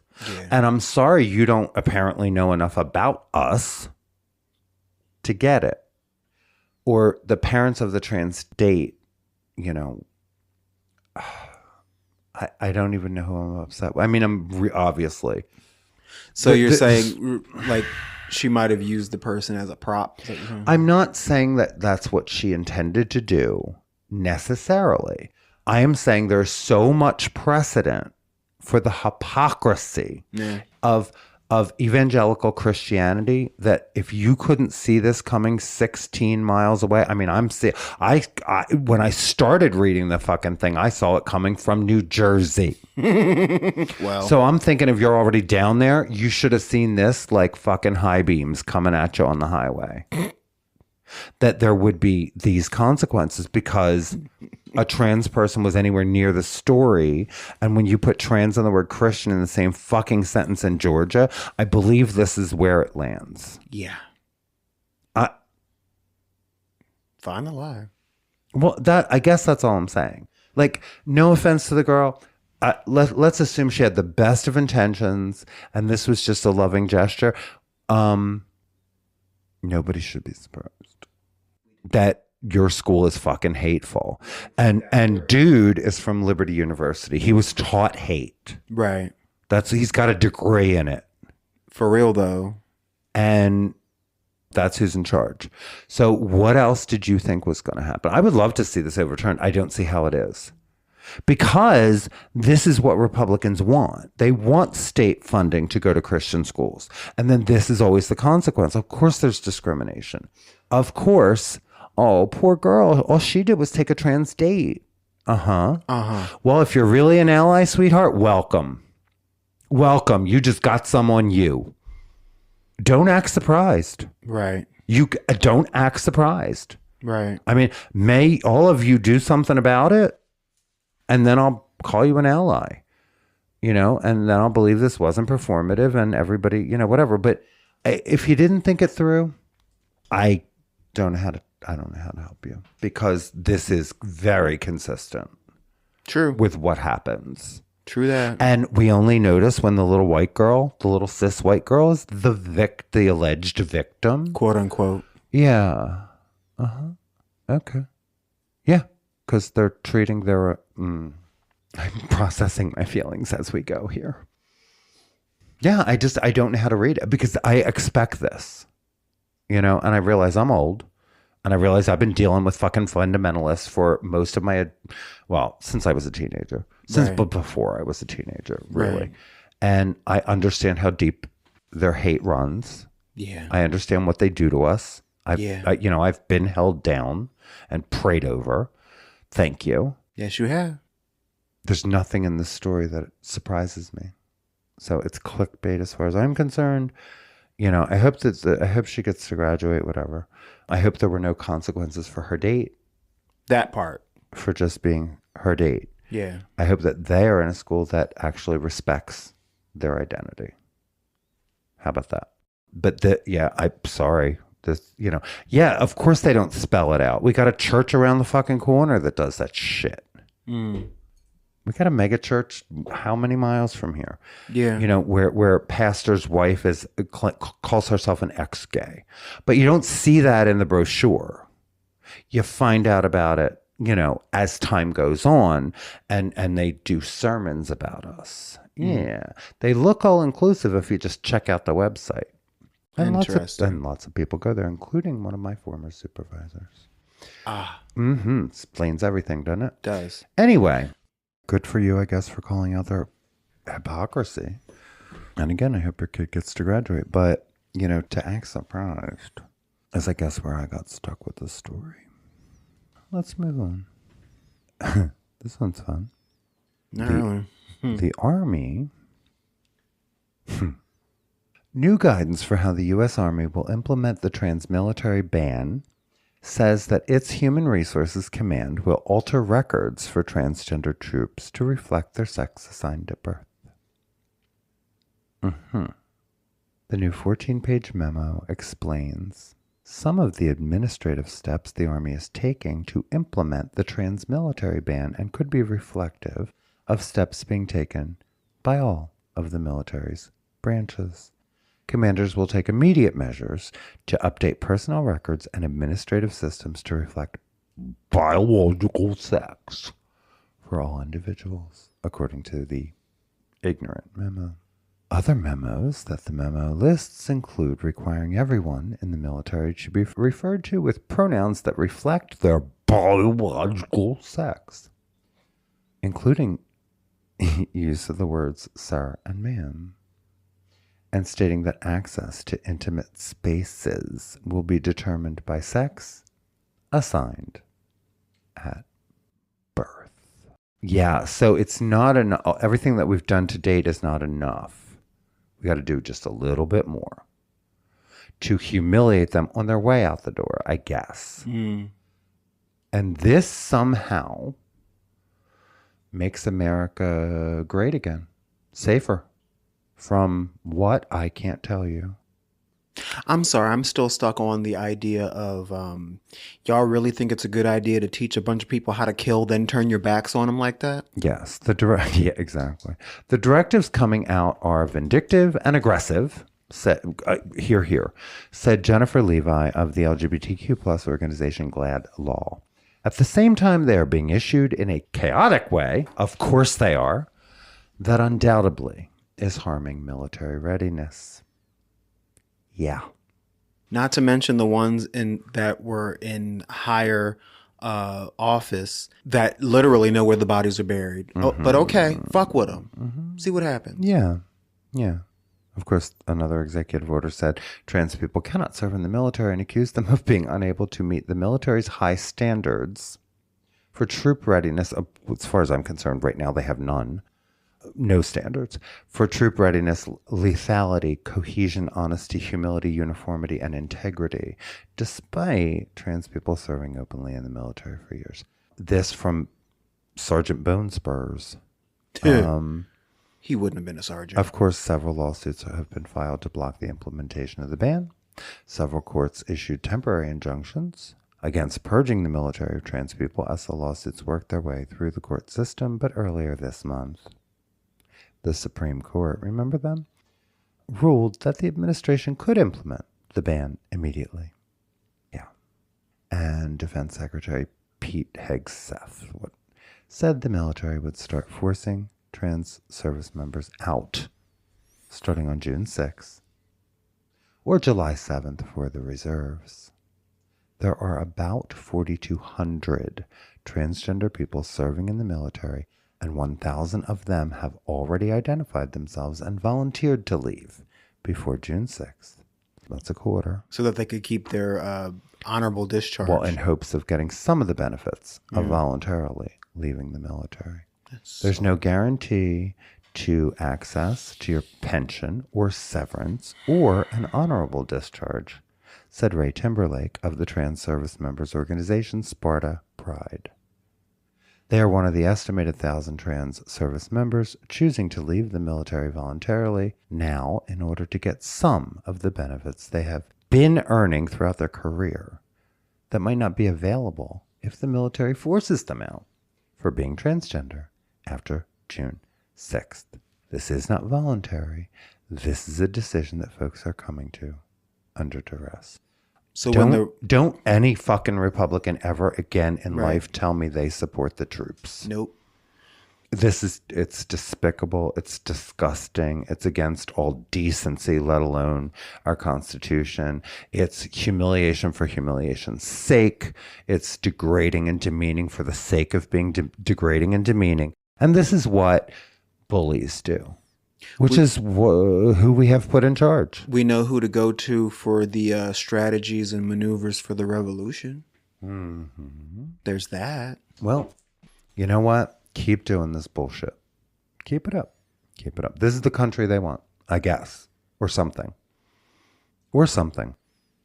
They're not going to be happy till shit's on fire. Well, if it is, it is. I mean, this is...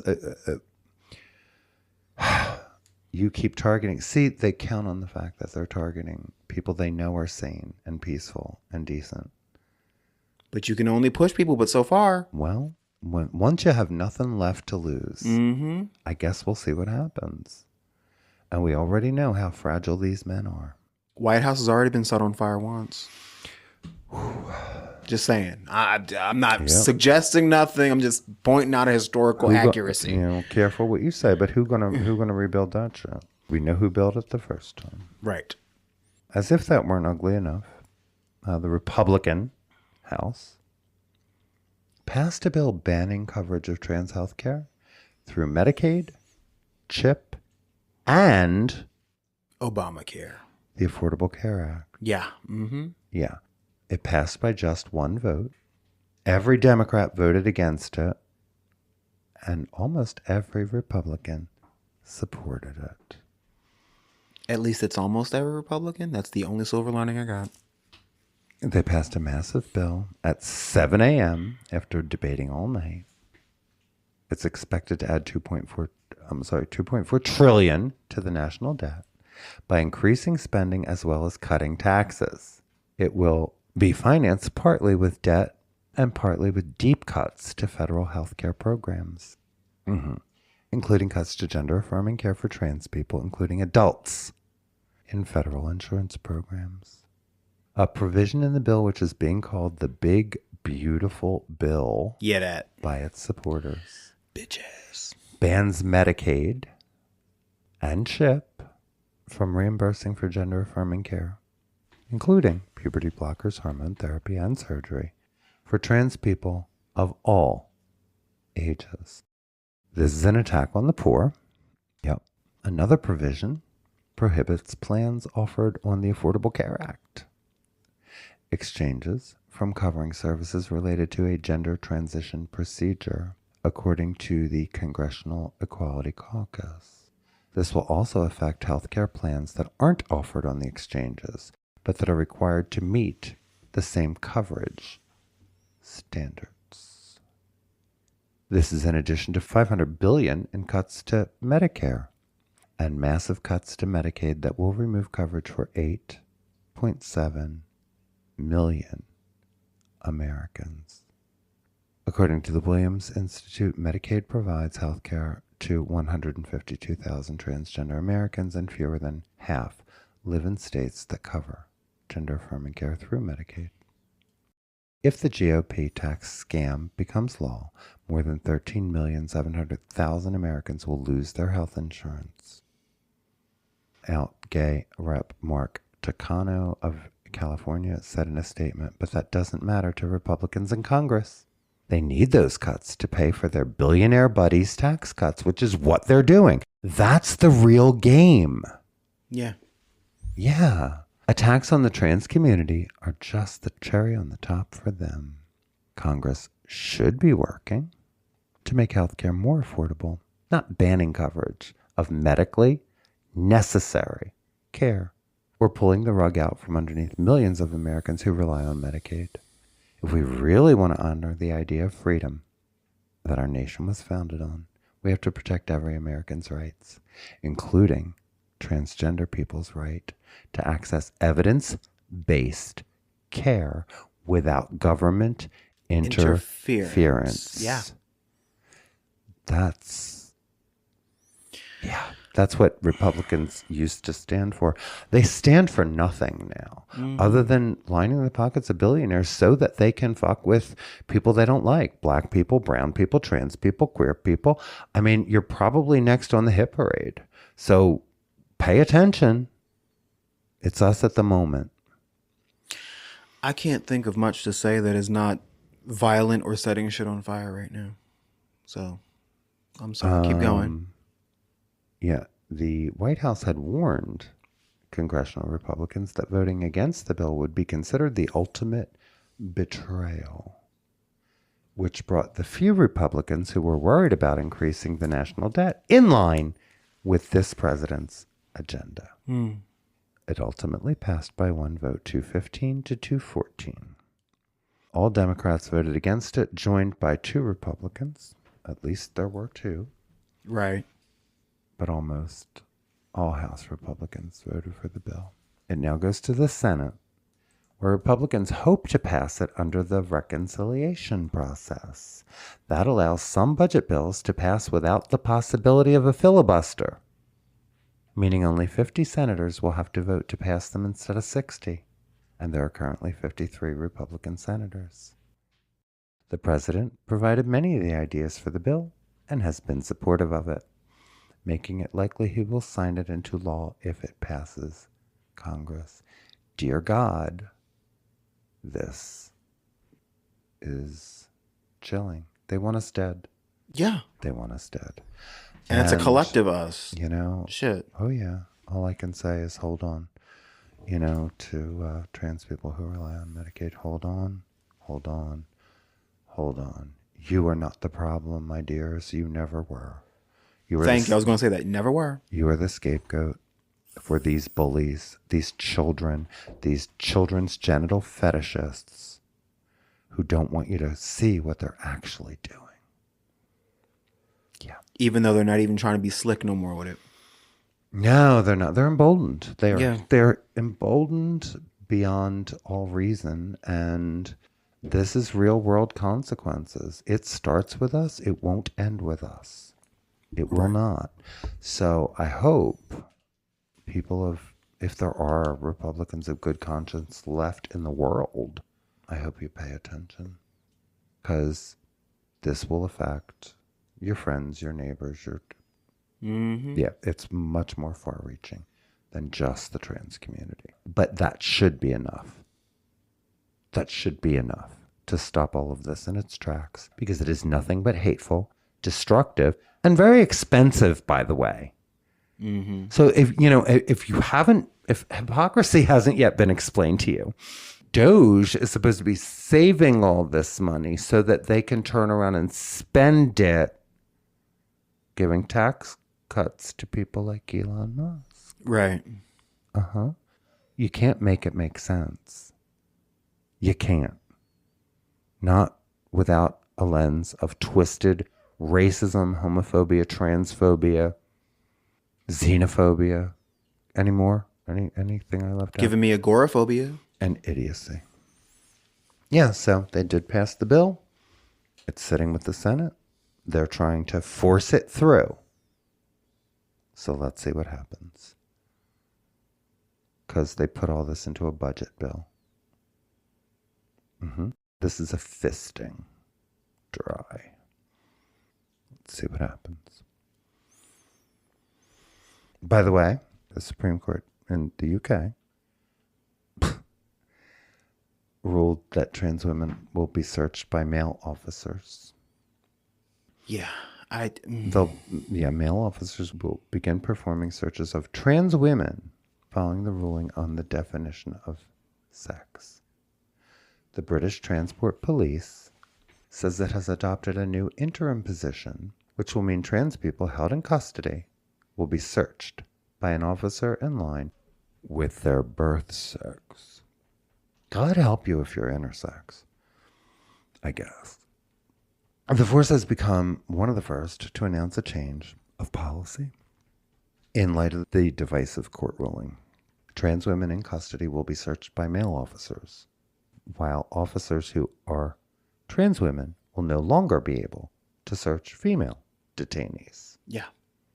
The ruling that the terms woman and sex in the 2010 Equality Act refer to a biological woman and biological sex means transgender women with a gender recognition certificate can be excluded from single-sex spaces if proportionate, the Supreme Court said. Whatever that means. This came as the head of Britain's equalities watchdog said Wednesday's ruling means trans women cannot use single-sex female toilets or changing rooms or compete in women's sports. Yeah, because we're the problem. Right. Equality and Human Rights Commission chairwoman Baroness Kishore Faulkner said the ruling by the UK's highest court was enormously consequential, as she vowed to pursue organizations which do not update their policies. She said organizations should be taking care to look at the very readable judgment to understand that it does bring clarity, helps them decide what they should do. A spokesman said, under previous policy, we had advised that someone with a gender recognition certificate may be searched in accordance with their acquired sex. However, as an interim position, while we digest yesterday's judgment, we have advised our officers that any same-sex searches in custody are to be undertaken in accordance with the biological birth sex of the detainee. This is not clarity, and this will harm all women. Uh-huh. And actually it harms all of us because it makes us less humane. I'm just thinking of all the PTSD that's going to arise from this bullshit. Yeah. Triggers and new cases. She said there is no law against organizations providing a third space, such as unisex toilets, and suggesting trans rights organizations should be using their powers of advocacy to ask for those third spaces, separate but equal. You know. Water fountains are next, I guess. I guess. Yeah. So, there we go. There we go. This is here, irony. I love irony. The Supreme Court decision was hailed as a victory by women's rights campaigners. Uh-huh. Of course, LGBT charity Stonewall described the judgment as incredibly worrying for the trans community. It's incredibly worrying for women, too, because how often, and we're going to get there, too, are women misgendered? Yeah. Yeah. Yeah. Because they aren't femme enough. Yeah, this is complete disrespect of our rights. She said, this Baroness, whatever the fuck her name is, said the ruling is a victory for common sense. This is only the case if you recognize that trans people exist. They have rights, and their rights must be respected. Then it becomes a victory for common sense, she said, adding, we stand here to defend trans people as much as we do anyone else. I want to make that very clear. Nothing is clear in this dystopian bullshit. But yeah, that's what we're going to do. I've got a couple more. I'm going to breeze through. RFK told healthcare providers to ignore the science on trans care and listen to the administration, which is echoed by Dr. Oz because the clowns are running the circus. Next. Every time I hear RFK Jr., I hear the Benny Hill theme music in the back Seriously. And him and Mehmet Oz are, yeah. You know, of course, once again, advocating conversion therapy because that has always worked so goddamn well. Nope. Penn Medicine, where I used to work. Yeah. My alma mater. Penn Medicine halts gender-affirming surgery for patients under 19 following the Trump executive order. They were few and far between to begin with. But, right. Yeah. And by the way, and this is out of the Daily Pennsylvanian, the school newspaper, they were hardly full-throated supporters to begin with. Well. But yeah, here in more preemptive compliance, they will no longer provide any gender-affirming surgery to patients under the age of 19 in line with the executive order, prohibiting the use of federal funds for such procedures. Why 19? Because that's what the president said. That's the arbitrary age that they set, that Trump set. So now everybody's going by it. Because, you know, when we ignore everything, when we ignore science, when we ignore they just keep doing this. You know, they were supposed to be about children, but now it affects adults as well. Right. So at no age can you be transgender in America if you're poor. Mm. There is no age where it's okay. Right. The executive order promises to rigorously enforce all laws that prohibit or limit these destructive and life-altering procedures and remove access to puberty blockers, hormone therapy, and surgeries for individuals under the age of 19. Yeah, you're killing kids. Yeah. Let's say Patrick Brennan wrote in a statement. He's the Penn Medicine Chief Medical Officer and Senior Vice President. Wrote in a statement to the DP that the change pertains specifically to gender-affirming surgical procedures. Mm-hmm. It's a difficult decision. Yeah, sure it is. That we know impacts patients and families who place their trust in our care teams, yet it betrays them.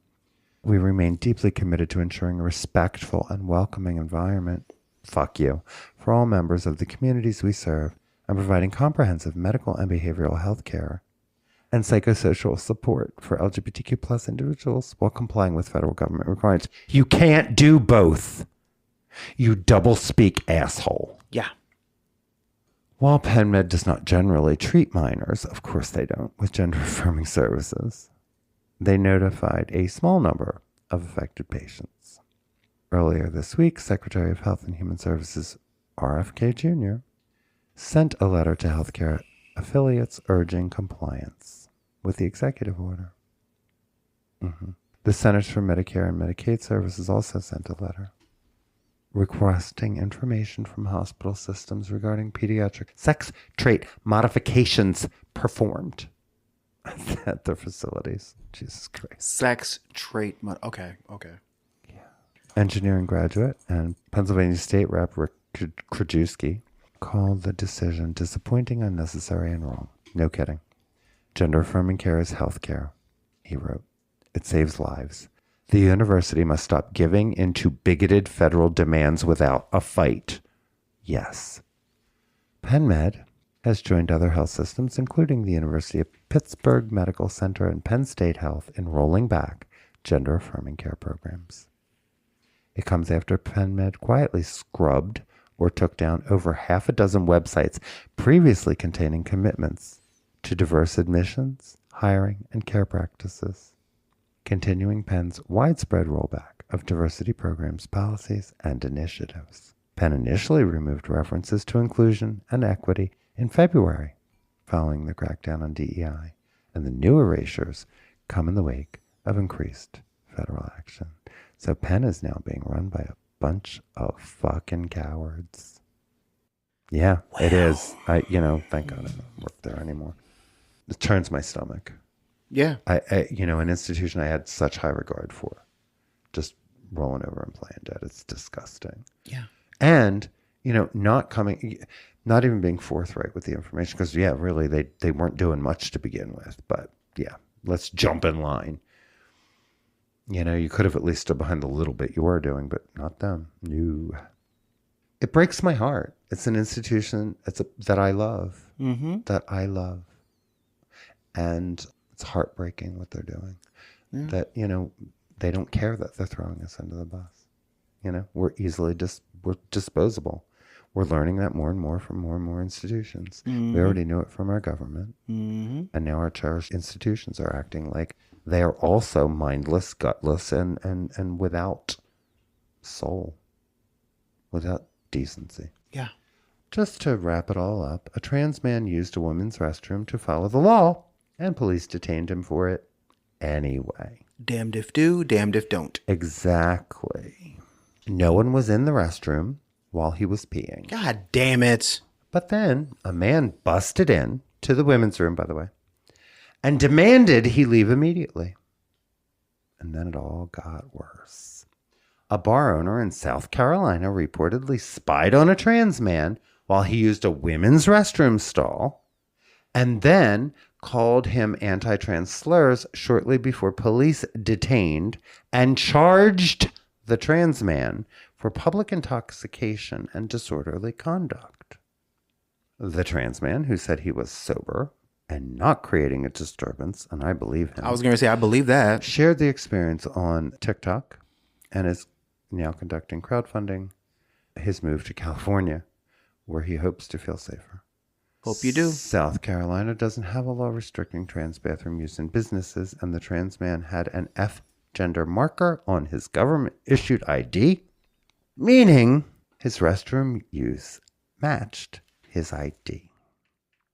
While businesses can sometimes establish their own policies around bathroom use, advocates for trans equality say that trans people are allowed to use restrooms matching their gender identity under the Civil Rights Act of 1964 and the Equal Protection Clause of the Constitution's 14th Amendment, which is true. A 25-year-old transgender man arrived at the Sandauer Social Club bar around 11:15 p.m. on Friday the 16th so that he could be a designated driver for his friend, 25-year-old woman who had been drinking to celebrate her birthday. When this person entered the men's room, he found that it only had 3 urinals with no dividers between them and no locks on the door, making it unable for him to use. Right. So after allegedly getting a female employee's permission to use the women's restroom, he entered the facilities, no women present. In other words, he was using the bathroom that many conservative lawmakers and anti-trans pundits want to force him to use, and he got arrested anyway. Yeah, seemingly because of the panic surrounding gendered bathrooms. While peeing, a man who called himself the bar owner came into the women's restroom and looked over the stall. They're looking over the top of the stall at me without my clothes on, he said in a video. They can fully see me naked, other than me having my shirt on, and they just started screaming that there's a man in here. Oh, now... The man demanded he stop peeing immediately and exit the stall. He finished peeing and then exited the restroom. He then said the bar owner began pushing him out of the bar while calling him a fucking weirdo. Irony. While the aforementioned female employee allegedly started shouting transphobic slurs. The owner then allegedly pushed this person into the arms of a police officer standing outside the bar, who proceeded to handcuff and charge him. The officers took his phone, painfully pushed him against a brick wall 3 times, even though he wasn't resisting, and accused him of being intoxicated and fighting in the bar, even though neither was true. He said another officer then came and accused him of having drugs, which he didn't. He said none of the officers asked him what had actually occurred. He was shaking and confused during the whole incident. He then said an officer shoved him against the police car and tightened the handcuffs so much that he couldn't feel his fingers. Kept referring to him as little girl and kept yelling, "Stop resisting," even though he and his friend were fully compliant. Police refused to answer any questions about the charges, repeatedly telling them, "Take it up in court." When the officers returned his belongings to him, one officer said, "Here you go, sir." I mean, ma'am. While they weren't taken to the police department, both of them received the same charges: a $500 bond, a court date, and an order not to go within 500 feet of the bar under threat of a trespassing charge. He put the video on TikTok. He said, "I'm honestly in shock. My entire body hurts. I woke up the next day, couldn't feel my fingers. I have bruises on my leg. I have a bruise on my arm. I still have anxiety, rash, just from thinking about it." He plans on defending himself in court, but he has since started a crowdfunder to relocate to California. As things get scarier for trans people, and after this experience, I am certain I can no longer live here and feel safe. He added that he expects he will have to leave his vehicle and will be without a job or secure housing once he relocates.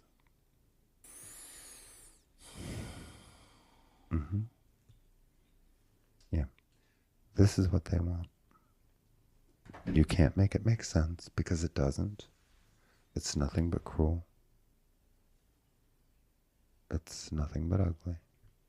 And it keeps happening. And, by the way, now we do have men in women's restrooms. Now we do. Right. Because they take it upon themselves to go in and police things. They have brought about The very thing they claim to be protecting the and thing preventing. that was never happening. Right. That they were so afraid of. Now it is happening. And it's chilling. It's almost like this is what they wanted the entire time. Yeah. Like, now's my time to shine. We're going to come back and cleanse our palates as much as is possible. Because I'm numb now. Yeah, well, I don't want to focus on this shit, but it's real. I mean, we can't not talk about it because it's happening. I know. And the morons who have said this bullshit is logical to begin with are the ones who have created this situation. They've created that which they said should be feared. None of this was happening. The problem has never been trans people. Never been trans people. The problem is y'all. We'll be right back.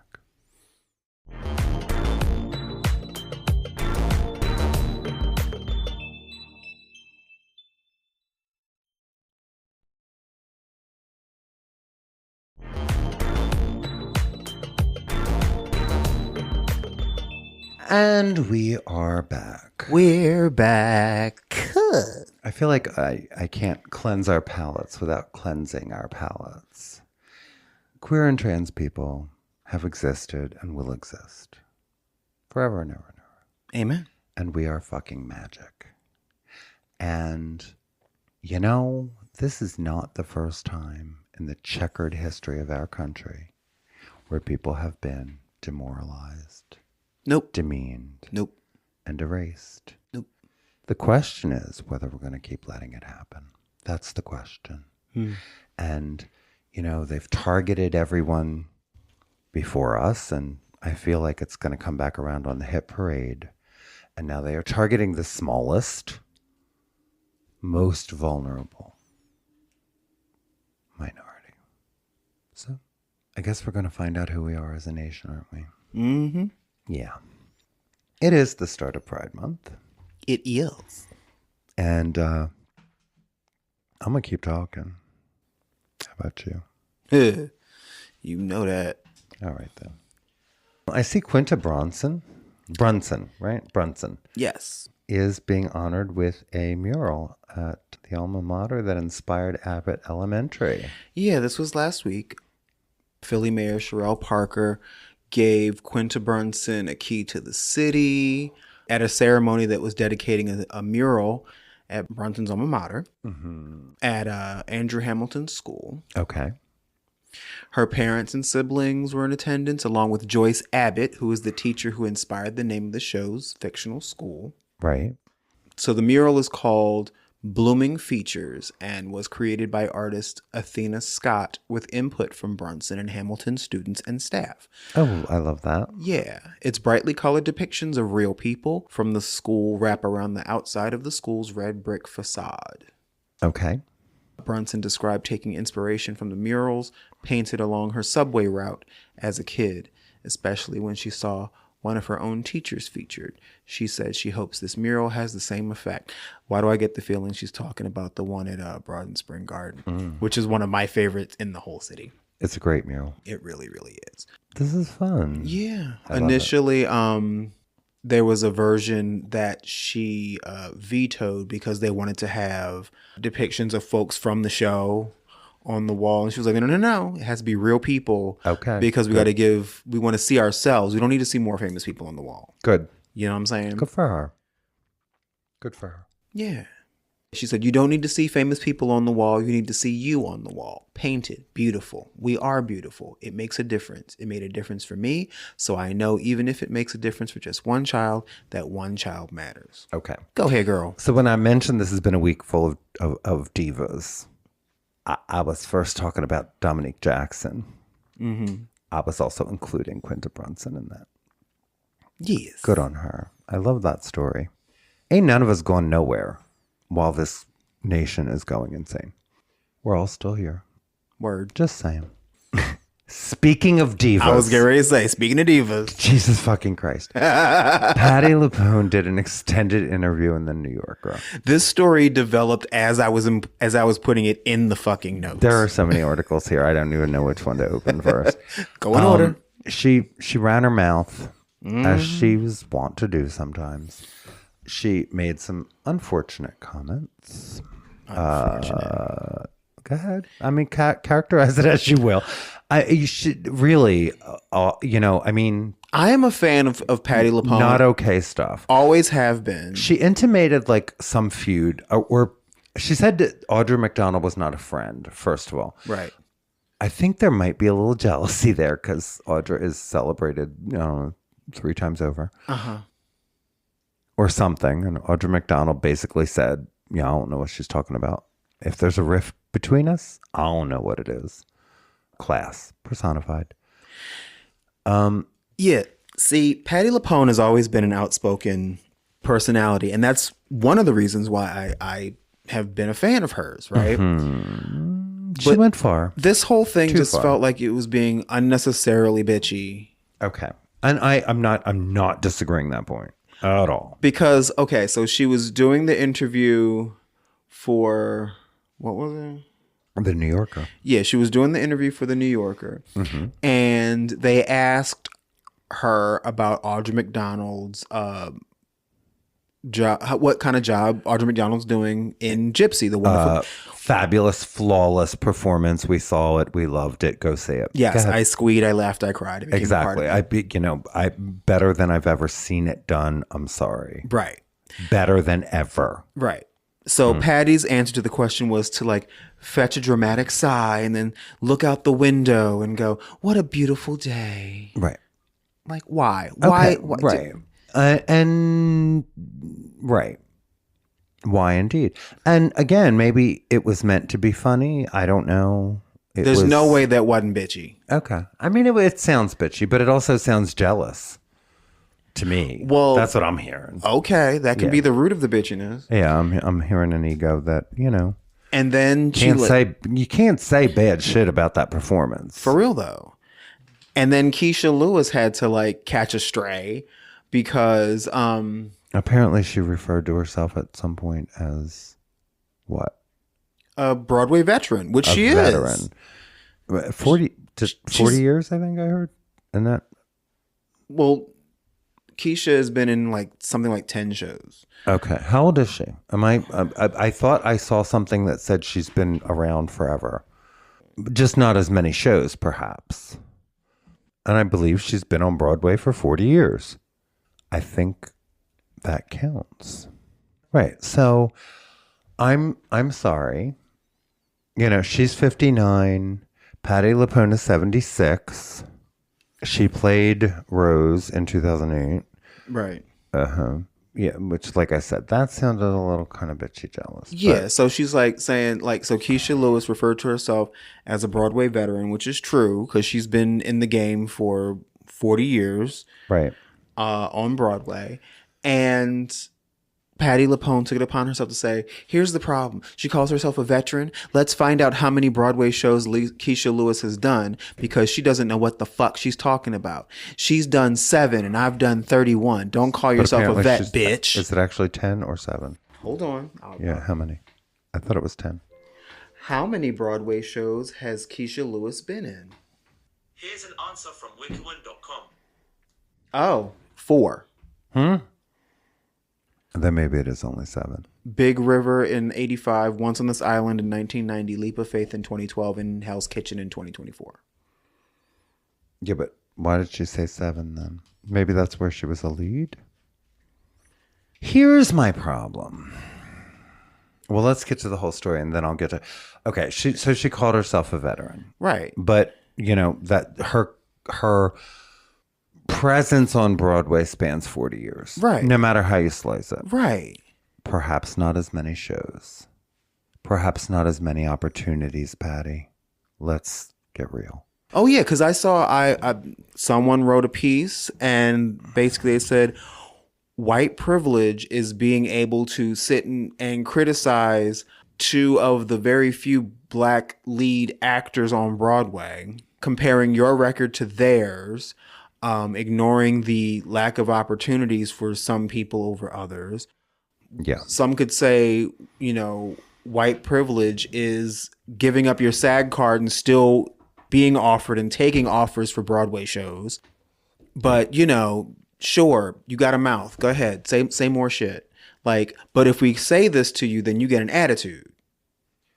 She also called Keisha Lewis a bitch. Yeah, you get to call her. First of all, you get to be interviewed in the New Yorker, and you have to talk shit about not one but two black actors in the same field as you, Okay. and calling them out their name like that. It's not cute. I didn't say it was. I'm not saying you did. I'm saying it's not cute. And I'm saying this as a person who was a fan of Patti LuPone. This shit ain't cute. It is not. On Friday, an open letter signed by more than 500 artists called her out for deeply inappropriate and unacceptable public comments. A lot of names among the signers. And the letter stated that its purpose was not to shame or isolate, but to call for accountability, justice, and respect rooted in love for the art form and for the people who make it possible. This missive specifically called out LuPone's remarks about Lewis, who won, by the way, this year's Tony Award for the 2024 production of the musical Hell's Kitchen. That Camille choreographed. That Camille Brown choreographed. In the article, LuPone said Lewis was mistaken to call herself a Broadway veteran and that she didn't know what the fuck she was talking about. She then referred to her as a bitch. Referring to a black woman and a 40-year veteran of the American stage as a bitch, this language is not only degrading and misogynistic, it is a blatant act of racialized disrespect. Yep. It described LuPone's comments not just as bullying and harassment, but as emblematic of the microaggressions and abuse that people in the industry have endured for far too long, too often without consequence.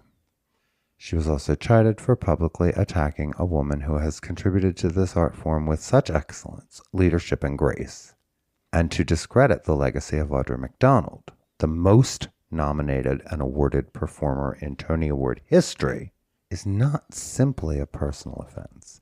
It is a public affront to the values of collaboration, equity, and mutual respect that our theater community claims to uphold. And that's probably part of it. She's mad that it wasn't her that's the most nominated. Well, I think that might be a part of this. The letter said, let us be clear, this is about more than one person. It is about a culture, a pattern, a persistent failure to hold people accountable for violent, disrespectful, or harmful behavior, especially when they are powerful or well-known. No artist, producer, director, or leader, regardless of legacy or celebrity, should be allowed to weaponize their platform to belittle, threaten, or devalue others without consequences, period. Okay. And then, of course, they called for the American Theater Wing to disinvite Patti LuPone from the Tony Awards. Now, she apologized. She apologized. She did. And okay, this is what they asked for. They asked her to look deep into her soul and hold herself accountable. Okay? On Saturday, the 31st, a day after the letter, this is what she said. For as long as I have worked in the theater, I have spoken my mind and never apologized. That is changing today. I am deeply sorry for the words I used during the New Yorker interview, particularly about Keisha Lewis, which were demeaning and disrespectful. I regret my flippant and emotional responses during this interview, which were inappropriate, and I am devastated that my behavior has offended others and has run counter to what we hold dear in this community. I hope to have the chance to speak to Audra and Keisha personally to offer my sincere apologies. I wholeheartedly agree with everything that was written in the open letter shared yesterday. From middle school drama clubs to professional stages, theater has always been about lifting each other up and welcoming those who feel they don't belong anywhere else. I made a mistake. I take full responsibility for it, and I am committed to making this right. Our entire theater community deserves better. Forgive me for thinking that sounds like it was ghostwritten by her publicist, but okay, she apologized. I don't care who wrote it. I am. We'll see what happens next. Okay. I'm just going to put this little kerfuffle among divas, arguably. And it's actually not among them. She started it. She did. She said it. And it would be different if she didn't also have that little thing she had last year when she was talking about how Hell's Kitchen was too loud, which because it's a black musical, it just felt too much like turn that jungle music down. I'm sorry. That's just how it, I mean, I think that's what you heard. that's And that not is what just you. Right. But I don't know that that's what she said. I'm not saying that's what she said was the music was so loud that Right. it was permeating the walls into the show she was in. Right. And when she said that, fine. I believe that.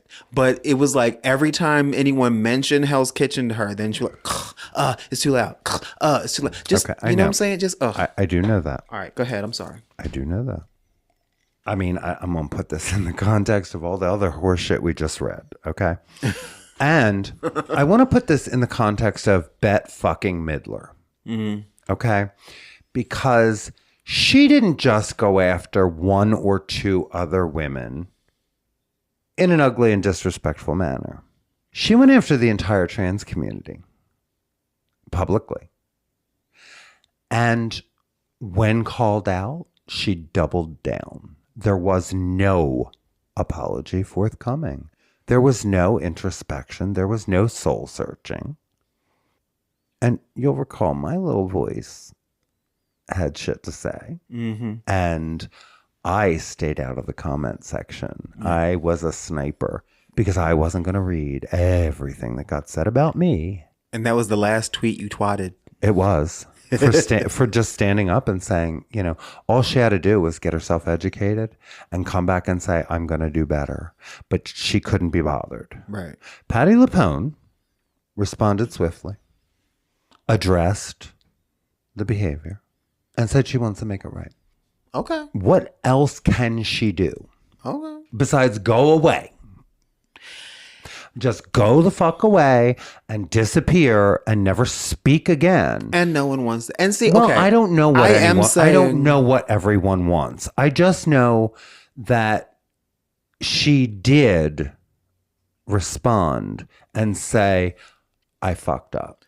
I will say that I do believe that as a person, Patti LuPone's heart is firmly planted in the right place.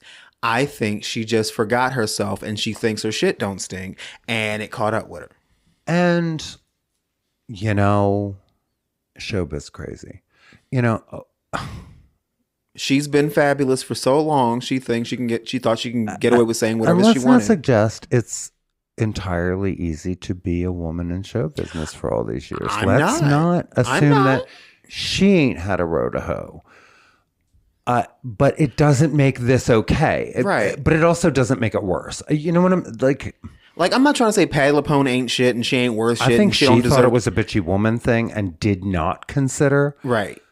the other ramifications involved. I don't. Right. I don't think she even thought about it. Right. And again, I think the Audra thing is just ego. Like, Right. Because you know what?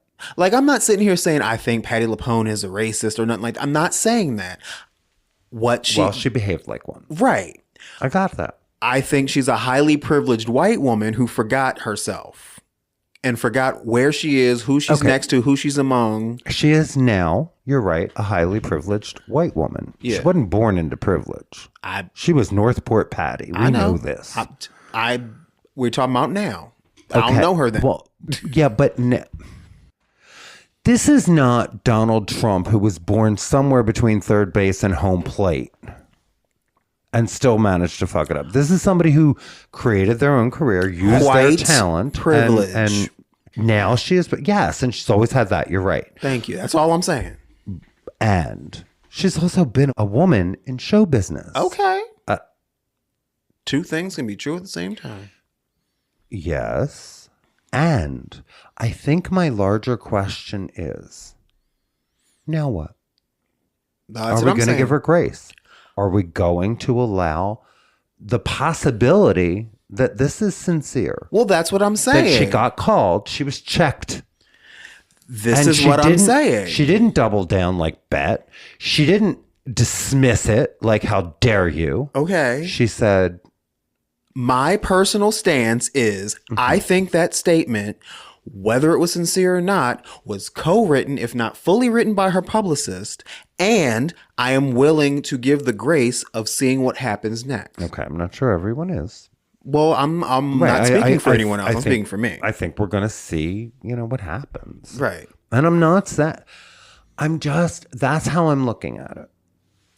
Like, Okay. she acknowledged. Sure. That was some bullshit. Right. That was some bullshit that came out of your mouth. Yeah. And enough already. Right. Right? A little too much. Thank God she didn't blame. She didn't say she was misquoted. Right. She did not say that. I would imagine she's feeling pretty embarrassed. If not burning mad, but probably I'm willing, deeply embarrassed because she said it. Right. I'm willing to see what happens next. I mean, because, she's still Patty fucking LaPone. But she doesn't want this to be her legacy either. Right. I mean, and she's not stupid. How many people have we seen sort of help cancel themselves? Right. What's his name? Michael Richards comes to mind. Right. Yeah, she's been a legendary talent. Yeah. I don't think we can argue she has not worked hard, right? She's done too much advocacy work and spoken too loudly on the right side of history for me to think like that she as a person is this horrible person. I'm not saying that at all, but I am saying this was fucked up, and I'm going to say it's fucked up. And I know that she has this big ass ego, which is why I said this was written by her publicist. And I'm like, sign it, bitch. Sign it and read it. Okay. Well, that's projection. I don't know that that's what happened. Okay. I would assume she had say over the final draft because her name is at the bottom. So whether she drafted it or just approved it, I don't know. I know that it's a full-throated apology. Remember what happened at Eye Candy? Remember when someone advised that jackass and then he came back and had an apology and it was worse? Mm-hmm. N-word dude. Oh, I know. Remember all that? Well, that actually was written by a publicist. It was, but it was not a well-paid one because it was made it 100 times worse. I don't know what they used to write it because it was before ChatGPT, but it was not smacked of it. Good. And right. And it was almost like you ain't got no friends. Right. I mean, it was like Trump walking up the steps of Air Force One with the big piece of toilet paper on his shoe. Mm-hmm. Past all them Marines. Mm-hmm. They do not respect you, sir. If they did, somebody would have stepped on that toilet paper before you went up the stairs with photographers all around. Oh, sidebar. Mm-hmm. We were at the equality ball. Yes. And all the bathrooms were gender neutral. So everyone was in the bathroom. Mm-hmm. And I was washing my hands. Everyone survived. Yeah. I was washing my hands and there was this lovely woman to my left who was drying her hands. Uh-huh. And I was checking out her outfit because she was fabulous. And I looked down and saw she had toilet paper sticking to the heel of her left shoe. Mm-hmm. And I just went, left shoe. Mm-hmm. And she was like, what? I said, left shoe. She looked down. She was like, oh, thank you. Well, yeah. That's what we do if we're human beings. Right. I'm sorry. That just popped in my head when you said toilet paper. Go ahead. Right. Yeah. I'm just like in this world that we're living in right now. Because I encourage people to have grace. It's part of what I do. Sometimes it's hard. Mm-hmm. But, when we go off course and we talk about like every politician that was against marriage equality before they were for it, okay, but they got on board. Like, yes, I hear you. They should have been saying that shit all along. I know. They were, putting their finger in the political winds. But how long do we hold a grudge? I mean, we can hold our breath waiting for utopia, but right. When we leave a vacuum, this is then what we create. Right. And that's the thing. I'm not tell me this is fucking better. I'm not holding a grudge against Patty LaPone. The shit we talked about earlier. This is what we create. Yeah, I know. I'm not holding a grudge against Patty LaPone. I'm willing to wait and see what happens next, and we will go from there. But I said what I said. Is there space that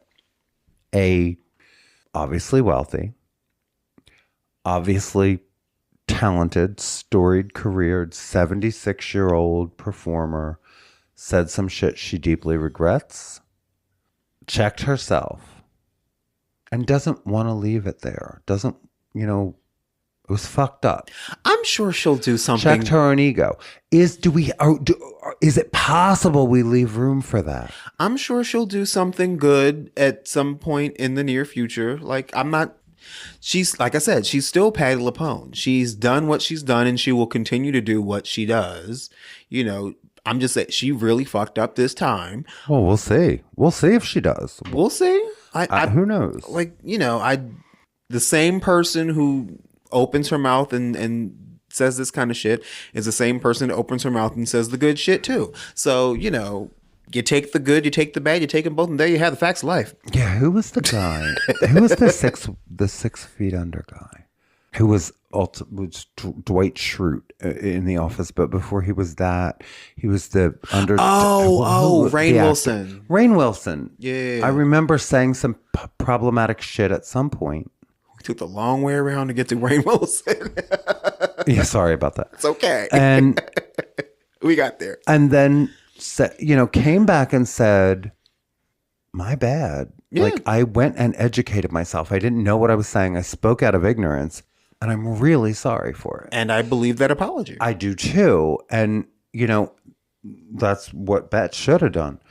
And I was a huge Bette Midler fan. I know. I was too. Until that moment. Mm-hmm. But I guess that's what I'm wondering. What comes out of this? I don't know. But are we going to stone her?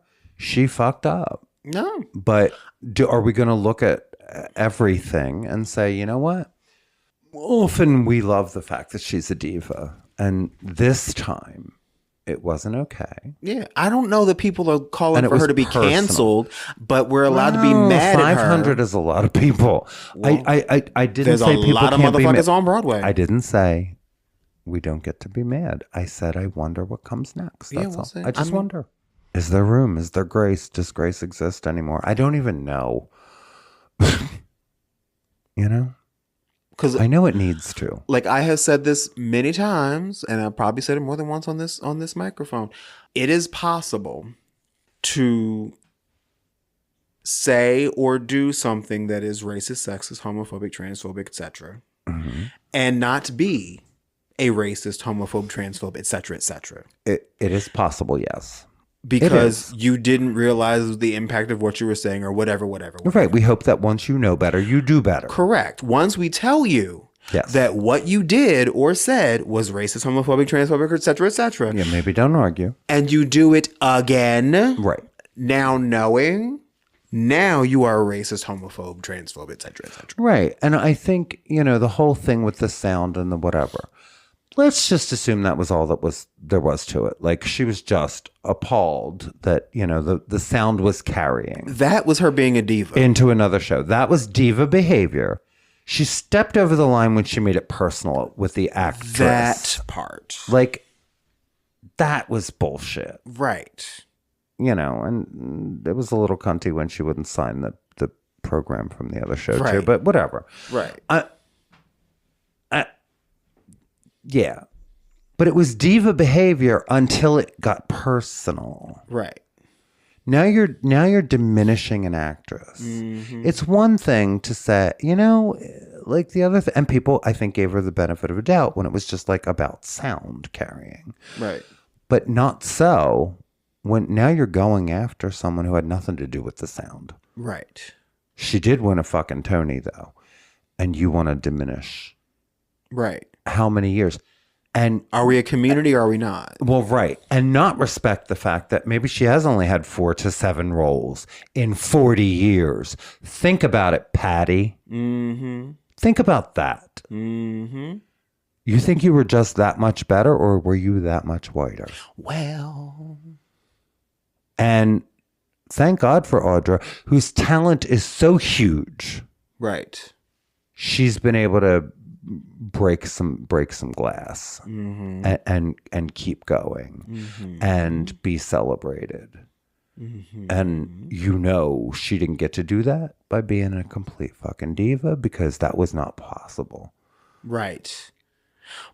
She's still being Black gracious folks don't as fuck. always have the better Right. the privilege of being a diva. She's been nothing but Claire Huxtable this whole fucking time. Thank you. Cause, right. So think about that too, before you can like.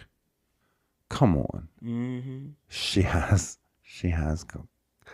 gathered more flowers than you. She has. And not for nothing, if the track of Audra's career had been a bit more black, this would be a different conversation. Yeah, it would. And that's not shade at Audra. No, it's not. But she was able to, you know, take some roles that like Rose and own it. Yeah. And change it up and make it her own. Because she has an enormous talent. True that. And it ain't just that voice, but goddamn that voice. Right? Goddamn that voice. I mean, it was. I'm sorry, but she deeply respects her craft, and she has a deep talent. I don't know if Patty stopped the show with the 11 o'clock number like Audra did. I don't know. Right. I'm sure she's heard about it and probably not, or else maybe we wouldn't be so tight right now. But Audra did stop the fucking show and it wasn't even over. Had to wait for people to stop clapping and sit down And so we gather could themselves. continue. Yeah, because it was that powerful. And we were people. It was that powerful. It was that deep a connection. It was that she gets the theater. She knows what I mean. So does Patty. But I'm saying that was such a moment. You couldn't stay seated, and we weren't even done. So there's probably a little jealousy. There's probably a little, I'll say whatever the fuck I want. Oh, wait a minute. I can't say whatever the fuck I want. Because that just came off as cunty. And she was probably relaxed. And she was probably trying to be a little funny. You know, like, you know how you do. Yeah, I do. And then you get misquoted. Not misquoted. It gets handed back to you. Yeah, That. Yeah. And it's like, oh. All right. And Pat LuPone's going to be all right. She's going to be just fine. I think she'll be fine no matter what. But again, it's a moment to watch only because someone finally did acknowledge their bullshit. Like, everyone doesn't. Like, and God knows our government doesn't acknowledge their own bullshit. Right. They're not going to tell you they're lying to you, but they keep lying to you. They're not going to, you know, like, this is what we're living in. And so, by contrast, I hope there's room. Right. Anyway, that's enough of the divas. We've had a lot of diva stuff. So the American Music Awards were this past week. Yes. And We did not watch. Well, I did. Oh, did you? Yeah, I watched it I at didn't. work, and I watched it after the fact, which meant that I could fast forward through it, which I recommend if you haven't seen it yet. It's streaming on Paramount Plus. I fast forwarded to the highlights. What are the highlights? Well, for one thing, J-Lo did an opening dance medley of all the songs that were like the songs of the year. Mm-hmm. And she shook that ass. She can still dance, can't she? She's my age. It was flawless. She is my age. She is 55. Oh, she ain't my age. 55. She's close enough. But you know what? I have no notes. She killed it. That's. Mm-hmm. She's keeping. It was fabulous. Yep. She keeps using it, so she ain't losing it. Right. Mm-hmm. And I will note, though, that the reason why she had to do a medley of these songs is because none of the motherfuckers were there. Oh. Hardly anybody that was nominated was there. Oh. There was a lot of awards accepted via video or via satellite. Okay. Yeah. Huh. Like, I don't know what that was about. Well, I mean, a lot of the people are currently on tour, so actually that's what that's about. And it ain't the Grammys. Right. Let's see. SZA was there. She won basically everything R&B she got. I'm not a huge fan of SZA's music. I think it's I call it R&B for people that don't want to work that hard. Okay. But I like her. I like her a lot, so I'm glad she won. Artist of the Year. The winner was Billie Eilish. Yes, Billie Eilish won Artist of the Year. Up against Ariana Grande, Chappell Roan, Kendrick Lamar, Morgan Wallen, Post Malone, Sabrina Carpenter, SZA, Taylor Swift, and Zach Bryan. So, Artist of the Year, Billie Eilish. It's an interesting, but you know what? I love Billie Eilish. I have not listened to her newest album because it's like, remember how I said I love her albums except when she does those slow ass, sad ass, maudlin ass ballads. This album is like 90% Hit Me that. Hard and Soft. Yeah. Well, it won Best Album of the Year. Apparently those maudlin ass, sad ass ballads are really good. I trust her to be good. I can't. She also won Song of the Year with Birds of a Feather. Which I haven't heard. I love Billie Eilish. Congratulations to her. Was she there or was she on satellite or some shit? She was not there. Okay. Oh, but speaking of SZA, she could not have looked less interested. Well, She was just like, whatever. Collaboration of the Year, Lady Gaga and Bruno Mars for Die With a Smile. Social Song of the Year was Doechii with Anxiety. Yeah, because that blew up on the internets. Okay. Favorite touring artist, again, Billie Eilish. Favorite music video, Lady Gaga and Bruno Mars, Die With a Smile. I haven't seen for some reason. I have not either. I know it's a thing. I don't see things like that unless I like make a point of looking. Male pop artist, Bruno Mars. Yeah. Gwen Stefani performed Don't Care. Janet Jackson was given the Icon Award, and she gave her first television performance in 7 years. And it was fierce. And if you would have told me she was 35, I believe you. She is 59. Did you see who? I know. She's my age. Yeah. Did you see who won favorite female country artists? You know folks still mad. The Beyonce of it all. Yeah. Yes, Lord. And favorite country album, by the way. Cowboy Carter. Cowboy Carter. So As it should be. White folks is mad. But speaking of the country awards, I believe the category was Best Country Duo or Group. And Shabuzi, who was nominated for Best New Artist. Okay. He's an up and coming, not up and coming. He's a currently, rising star in the country world. Was on Beyonce's album. He was presenting with Megan Moroney, who I have no idea who she is. And they were reading the hell out of that teleprompter, child. But anyway. I saw the meme about it, yeah. I took a screenshot. It was so perfect. Oh, that was you. Megan Moroney said something about, they were acknowledging the influences of country music. And she said, the Carter family, who basically invented country music. Yeah. And he gave her and it was like a blink if you, like, you'll miss it if you blink. Right. But it was the deepest side eye. And then he caught himself and realized, you are still on camera. But I backed it up and caught a picture. Cause child. They what? Right. Like best appropriation. Child. Okay, whatever. Yeah, I mean, but yeah, they basically invented that was a lot to say. Yeah. That was a lot to say. What else did I'm looking at some of the fashion, Jesus Christ. If you can call it that. I was taking notes as I was watching. I said, who are these uptight white bitches acting like they're too cool to be that close to Janet? Oh, so Janet was performing and she went out into the audience and she was like dancing like in the audience. And there was these two chicks that were just like looking at each other and acting like, like, oh, she's close to me. I'm like, bitch, that's Janet Jackson. You better get your life. Gloria Estefan was given a Lifetime Achievement Award. Good. And she performed a medley of her classic songs and her new song. It was fierce. She's 67 and is rocking it. Yes, she is. And as she's singing, J-Lo's in the audience, dancing with Gloria's husband, Emilio. It was very cute. Okay. I enjoyed that. They gave Rod Stewart a Lifetime Achievement Award. He's 80. He came out and performed. Damn. And he was performing like All right. right. For an 80-year-old, he was putting his thing down.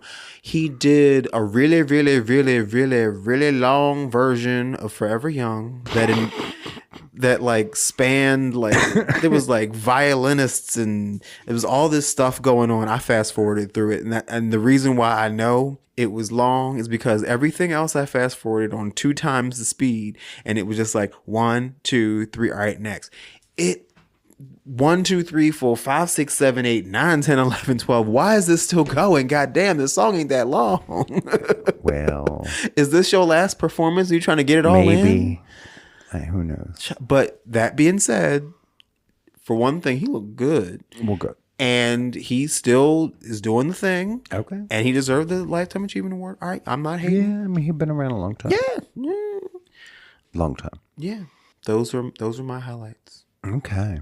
So, not the Grammys. Not the Grammys. Yeah. And we watched Pee Wee Herman.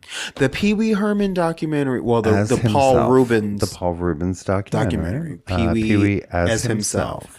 It was so good. It was good. And very bittersweet.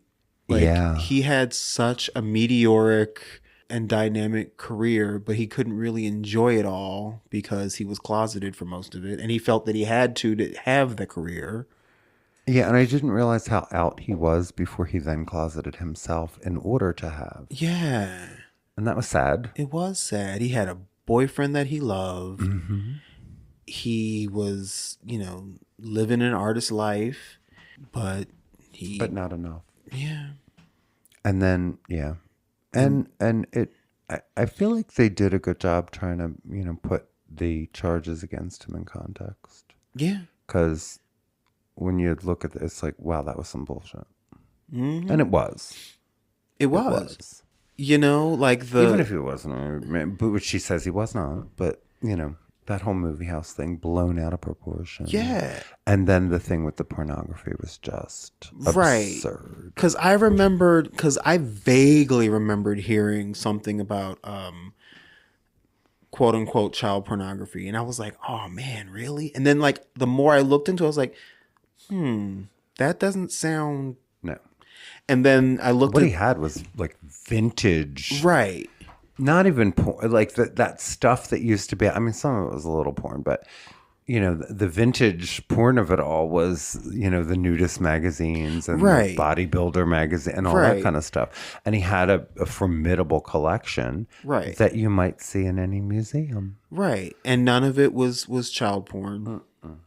Like basically he conceded to like one misdemeanor count of obscenity or something. Right. Obscene materials. To like make it stop. Right. Yeah. And it's a shame. And that's fucked up because that's the kind of allegation that leaves a stain on your career, even if it's not true. How dare a gay have a children's show? Right. And be wildly famous doing it. Yeah. I didn't realize how long he'd been doing Pee Wee Herman as a character. Yeah.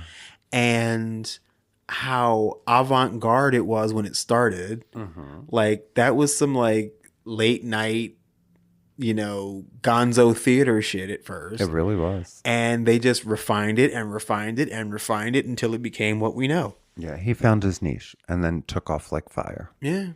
Yep. And with that character, and he had done so many because he was part of the Groundlings. And had done so many different characters, but that was the one that stuck. That stuck. He wrote it to the wheels didn't really fall off of Pee Wee Herman. Like the only thing, like the second movie, Big Top Pee Wee, that was as far as I can remember. That's the one he took the most control of, and that was the big flop. Right, but that was the only flop. Yeah. As far as Pee Wee Herman was concerned. Yeah. Because the movie that came out in, 2016, 17? Was well received. Yep. And then they talked about the roles that he took on that were not Pee Wee Herman. And that's the part of his career that I personally love the most. Yeah. Like his role as the vampire henchman in Buffy the Vampire Slayer is my favorite role of his. Like I said, best death scene ever. Like sometimes I go and look up the death scene just to watch it because it's so funny. Yep.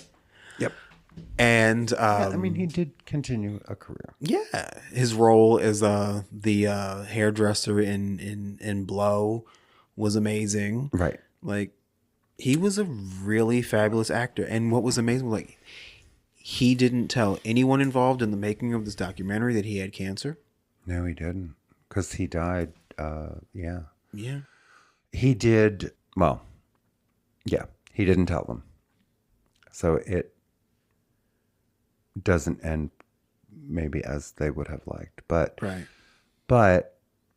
it was well done. It was beautiful. I certainly know more about him than I did. Same.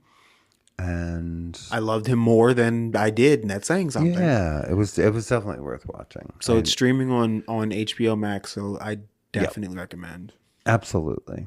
And Hacks had one too many episodes. Yeah. We thought we had seen the finale, and then there was one more. Right. And it was kind of... Yeah, the penultimate episode was more of a satifying finale than the finale was. It was. And I mean, yeah, the finale's... Okay. I mean... Okay. Because, like, the next to the last episode, I was like, damn, how the fuck are they going to get out of this one? Gotta wait till next season. That's what I thought. And then it was like the actual finale was like, oh, well, I guess they're gonna have to get out of this one. I guess we'll have to wait until next season. Right. Right. Which is not what I think they were looking for. It was interesting. But that's what, 2 episodes in 4 seasons that we didn't care for?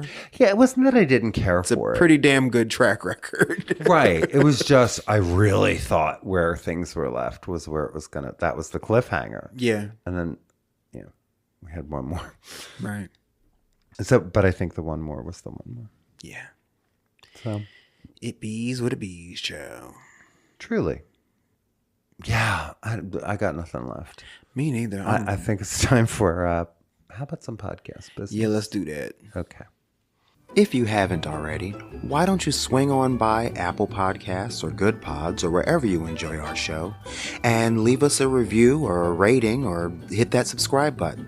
5 stars or more, please. Follow us on social at Full Circle the Pod on Instagram and Threads, at Full Circle the Podcast on TikTok. You can follow Martha at iMarthaMadrigal everywhere. Her writing can be found at IamMarthaMadrigal.wordpress.com. I am at Neverscared everywhere. Or you can just visit our linktree/Full Circle the Pod. If you have a story idea or some gossip or just want to say hi and tell us we're doing a great job, drop us a line at askfullcirclepod@gmail.com. We'd love to hear from you. You could also consider supporting Full Circle the Podcast by becoming a patron at our Patreon, patreon.com/fullcirclethepod. Starting at just the $3 a month tier, you get access to all of our episodes ad-free and before everyone else. Then, starting at the $6 a month tier, you get access to our behind-the-scenes and bonus footage, and it only gets better from there. It's fun over at the Patreon. You can also check out our Discord channel, Full Circle the Podcast. Podcast business over. So, Pride Month begins. I'm tired already. I am too. But thanks for sticking with us, and we appreciate you. We do. Until next time, I am your host, Martha Madrigal. And I am your host, Charles Tyson Jr. And you've been listening to Full Circle, the podcast. We'll see you next time. Bye, everyone.